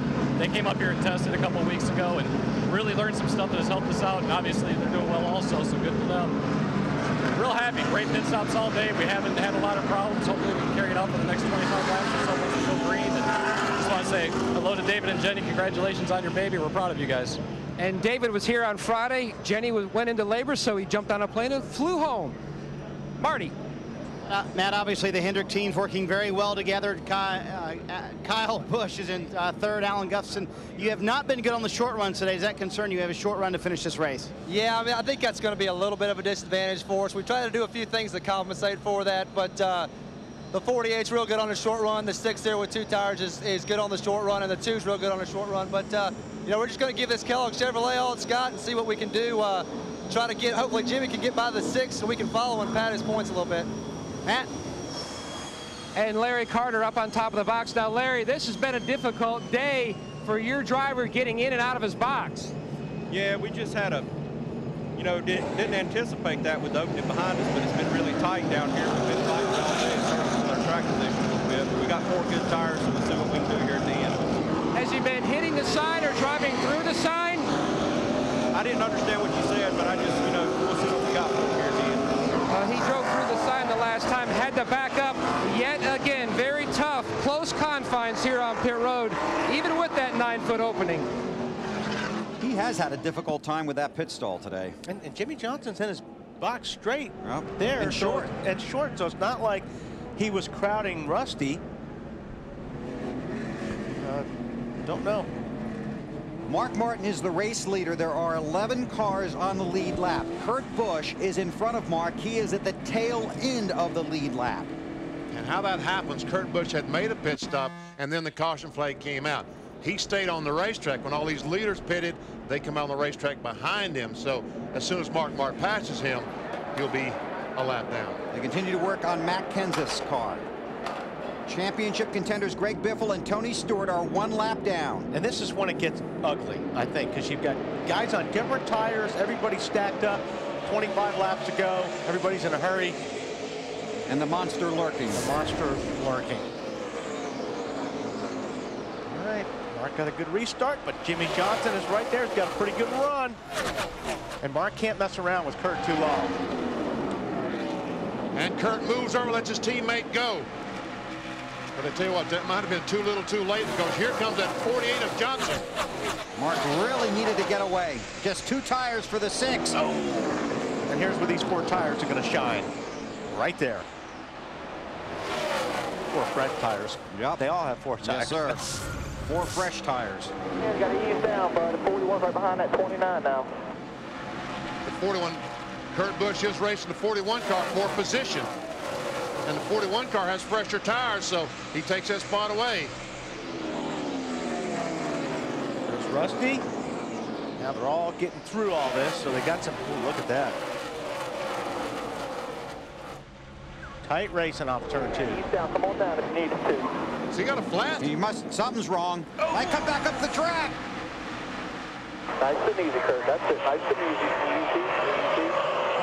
When you're out there too on older tires and everybody's got fresh tires, you're just an accident waiting for a place to happen too sometimes. So Kurt Busch, another championship contender, finished 35th a week ago. On to pit road, unscheduled stop under green. You're about 10 away. About 5 away. Man, and things looked so good 100 laps ago. Alan? Boy, how a day can turn in a hurry. Humpy P, after Kurt dominated this day, needed to finish in the top 5. He fought to dig out of the hole he had at New Hampshire last week. Now getting caught by the late caution, and you see them just change a couple of tires and send him out. Boy. Has led 192 of the 379 laps, and to make matters worse, 97 too fast on pit road. Pass through penalty. Pass through.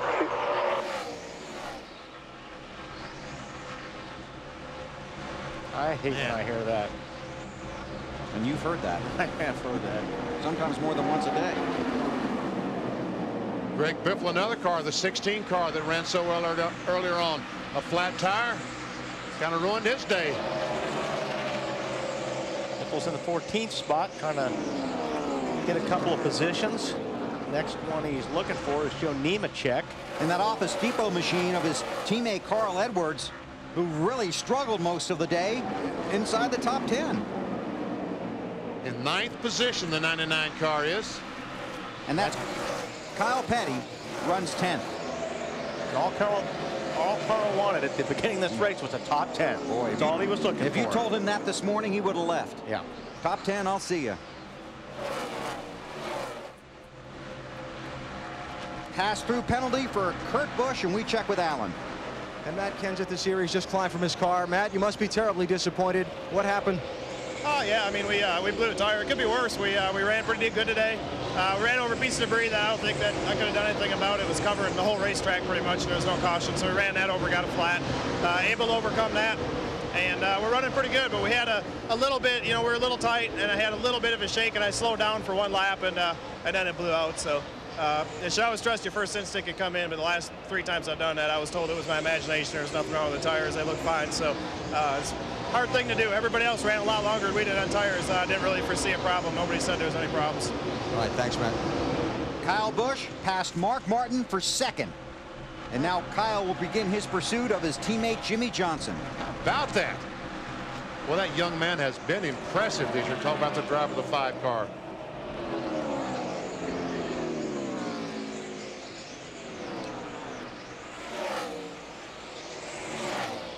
Mark Martin just 2 tires on that pit stop, and that's something they'll be talking about after this race. Came in 2nd and still opted to just take 2. Caution is out for debris. I see it laying on the front stretch down there. Our last break. Just over 10 to go here at Dover.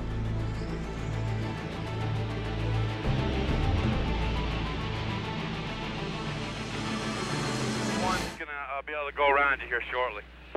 Okay. The road's open, quick yellow. We're staying out. 4.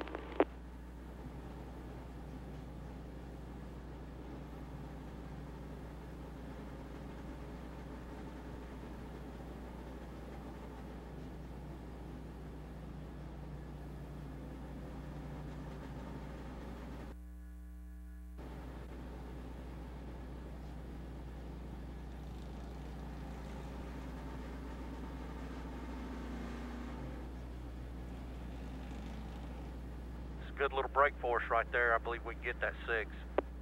I do too.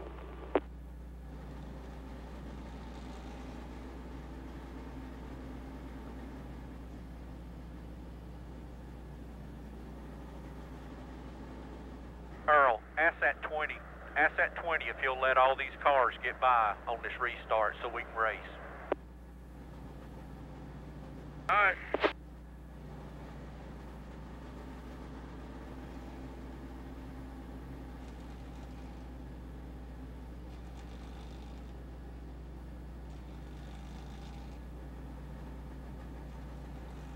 Yeah. 41's going.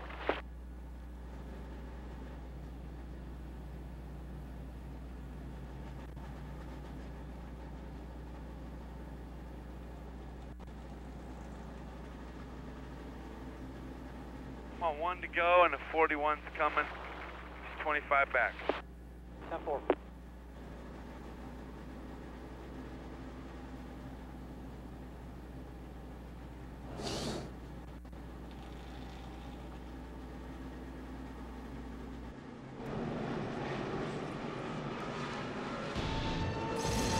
Beautiful day here in Dover, Delaware. 150,000 fans came out to see the NASCAR Nextel Cup Series. 2nd race in the chase for the championship under caution.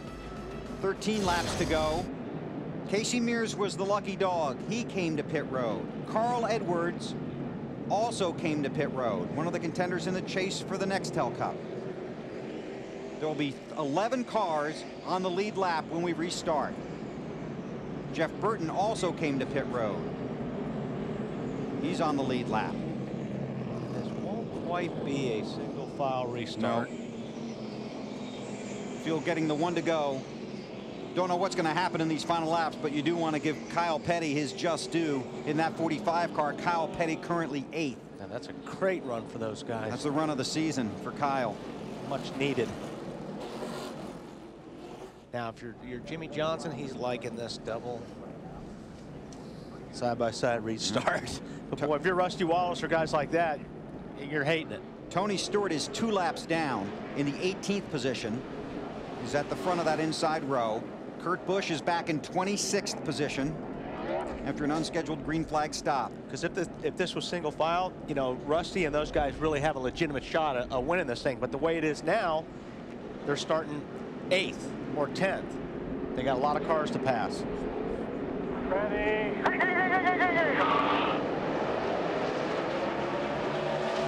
Oh! Ooh. Kyle Busch had to check up to keep avoid running in the 48 car. I thought maybe Mark would be able to get a run on him, but he could not quite make. I don't think Mark can get those 2 tires to work for him. We'll see what happens. 11 to go. No, I don't believe he can either. Top 4 got clear of the lap traffic. Tony Stewart runs 5th. He's 2 laps down. Dave Burns. Another thing Mark Martin would need would be a long run. His car really started to come in there late, and when the caution came out for debris, Mark said, "I don't see it."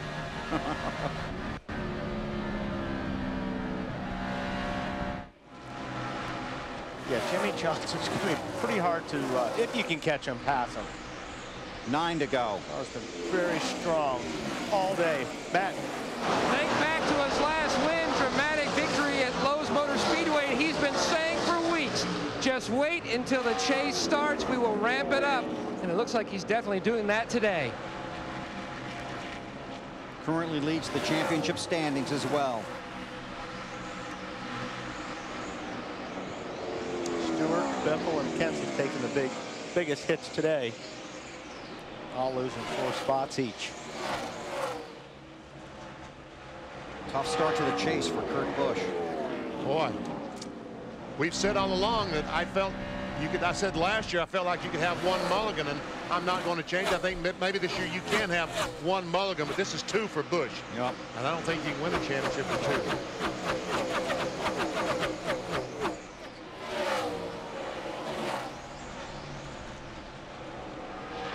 2. Second place, third place, Mark Martin.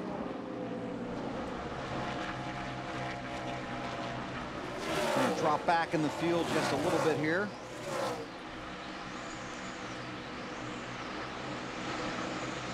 Here we have Kyle Petty trying to look on the inside of Mayfield for that 7th position. Dave. Feeling racy, and they made very minor changes on that car all day long. They've hit it well from the start. Outstanding run for Kyle Petty.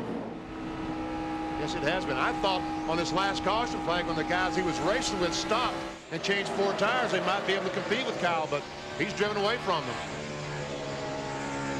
Talking about Carl Edwards and Jeff Burton, Kasey Mears.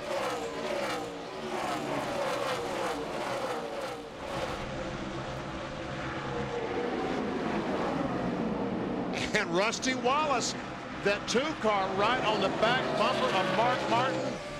Remember last week that great battle they had? Well, here we are in reverse. Last week it was Rusty in front, Mark behind. Couldn't get him on the high side. Now he's going to look inside. Rusty Wallace, yep, for the position.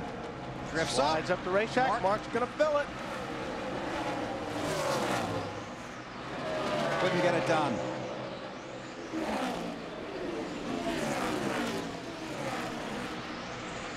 Oh, Nemechek crashes off turn 4. Down the front stretch, caution is out.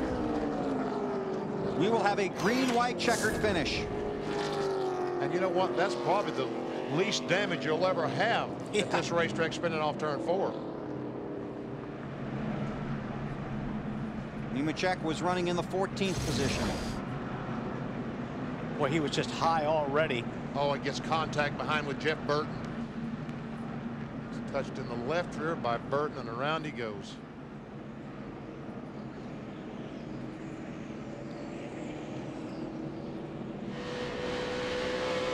Jeff Burton on those 4 fresh tires. Outside, outside. Caution down. Talked about that earlier, guys with different tires on when it's 20-25 to go. Usually trouble. Well, we're going to have NASCAR's version of overtime. Yep. Green, white, checkered finish. Single file restart. And teammates running 1, 2. race reaches its scheduled conclusion under caution. NASCAR will make one attempt to finish the race under green. The field will come by, get the green flag, then the white flag, then the checkered flag. If the caution comes out at any time during that period, the race is over. I think the 48's in a good position.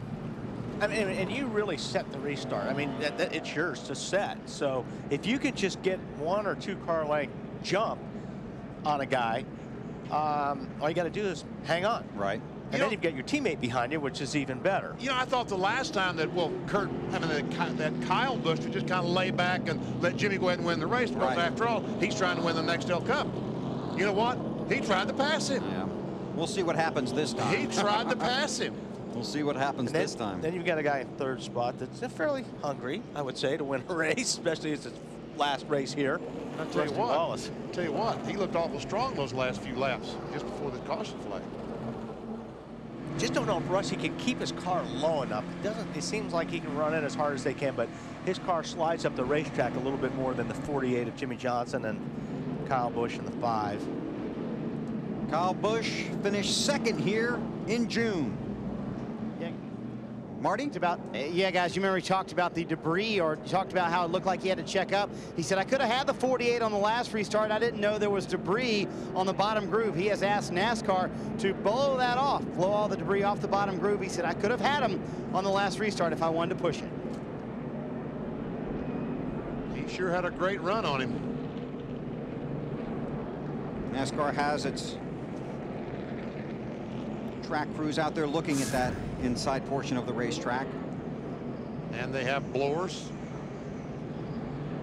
blowing all that apron off, getting the debris down next to the wall. You know, Jimmie Johnson got a top 10 finish last week at Loudon, but once again they came into this chase after that August-September slump, and last year in the chase they struggled through the first few races before Jimmie won 4 of the last 6. This could be the real motivating race for them. Sure could. Well, I think the fact that they lost last year by 8 points was all the motivating factor they needed, Bill. Well, they've still been looking for that, to get back to victory lane, that win that gives you that extra momentum to take to the next week, especially once you're into the chase. There's been a lot of disappointment in the 48 team the last couple of months, there's no doubt, because you can just see it in their face. What do we got to do to get this car back winning races again? Well, I guess they found out this weekend. They've turned it around. We talked about Kyle Busch finishing 2nd here in June. Got his first win at California a few weeks ago. Then there's Rusty Wallace. His last season. Last call at Dover for Rusty. Mark Martin right behind him. And then Ryan Newman, who started on the pole and won the Busch race here yesterday. The field gets 1 to go. It's all about the restart right now. It will be single file. Matt? Think back to what Jimmie Johnson said at New Hampshire. There are 4 Hendrick cars, but all are trying to help one team win the Cup, whereas you've got the Roush guys all battling each other, although trying to help each other. And the 48 team, a lot of their setup came from the 5 car, the 5 teams test here, so you can see that team spirit helping out, trying to win a championship, but also trying to win a race for the 5 team as well. Yeah, I'm not sure. When you get a young driver in a race car that's looking at the leader right in front of you with a couple laps to go, I don't think he's thinking about the big picture. He's talking about that big trophy, thinking about that big trophy. Yep. Not even the big chick, because he gave the last one away. That's right.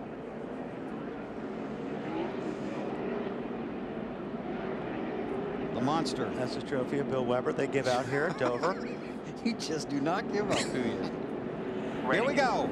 He's going. 2 laps to decide it. It's over. Overtime. And here we go. Good restart by the 5.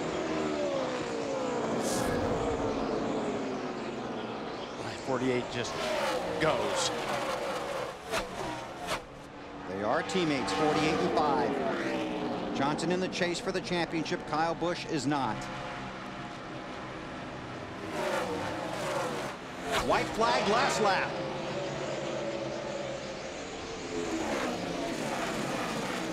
Wow, he's underneath them. He's right there. Oh, Jimmie said, come on, teammate, cut me some slack. Through turns 3 and 4 now. Kyle Busch, the rookie, looking at Johnson, the championship contender. Teammates coming to the checkers. Jimmie Johnson wins at Dover.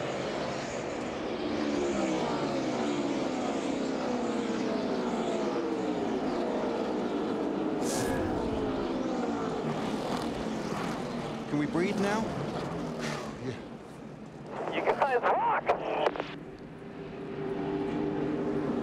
Chevy congratulates Jimmie Johnson in the 48 Monte Carlo on today's win. The defending manufacturer's champion takes win number 570 overall. Chevy, the revolution, races on.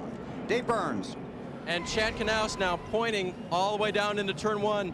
Chad, where are you pointing? Down to the 5-car, guys. That was incredible. We wouldn't be here with the Lowe's Chevrolet if it wasn't for Alan Gustafson and the guys in the 5-car.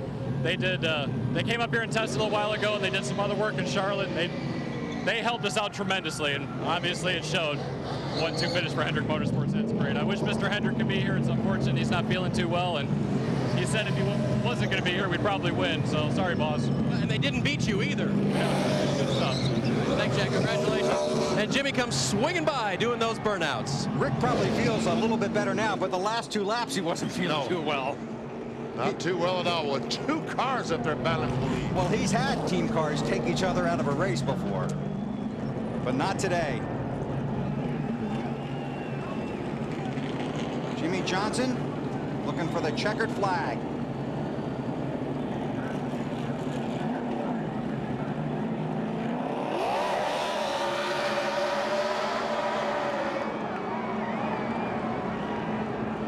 Win of the season for Jimmie Johnson, his first since the Lowe's Motor Speedway in May. Time for the sprint post-race report. Live here on TNT from the Dover International Speedway. Victory lap for Jimmie Johnson, 17th career win, and his 3rd victory here at Dover. Just 8 starts. It's the 10th win at Dover for Hendrick Motorsports. That's the most all time.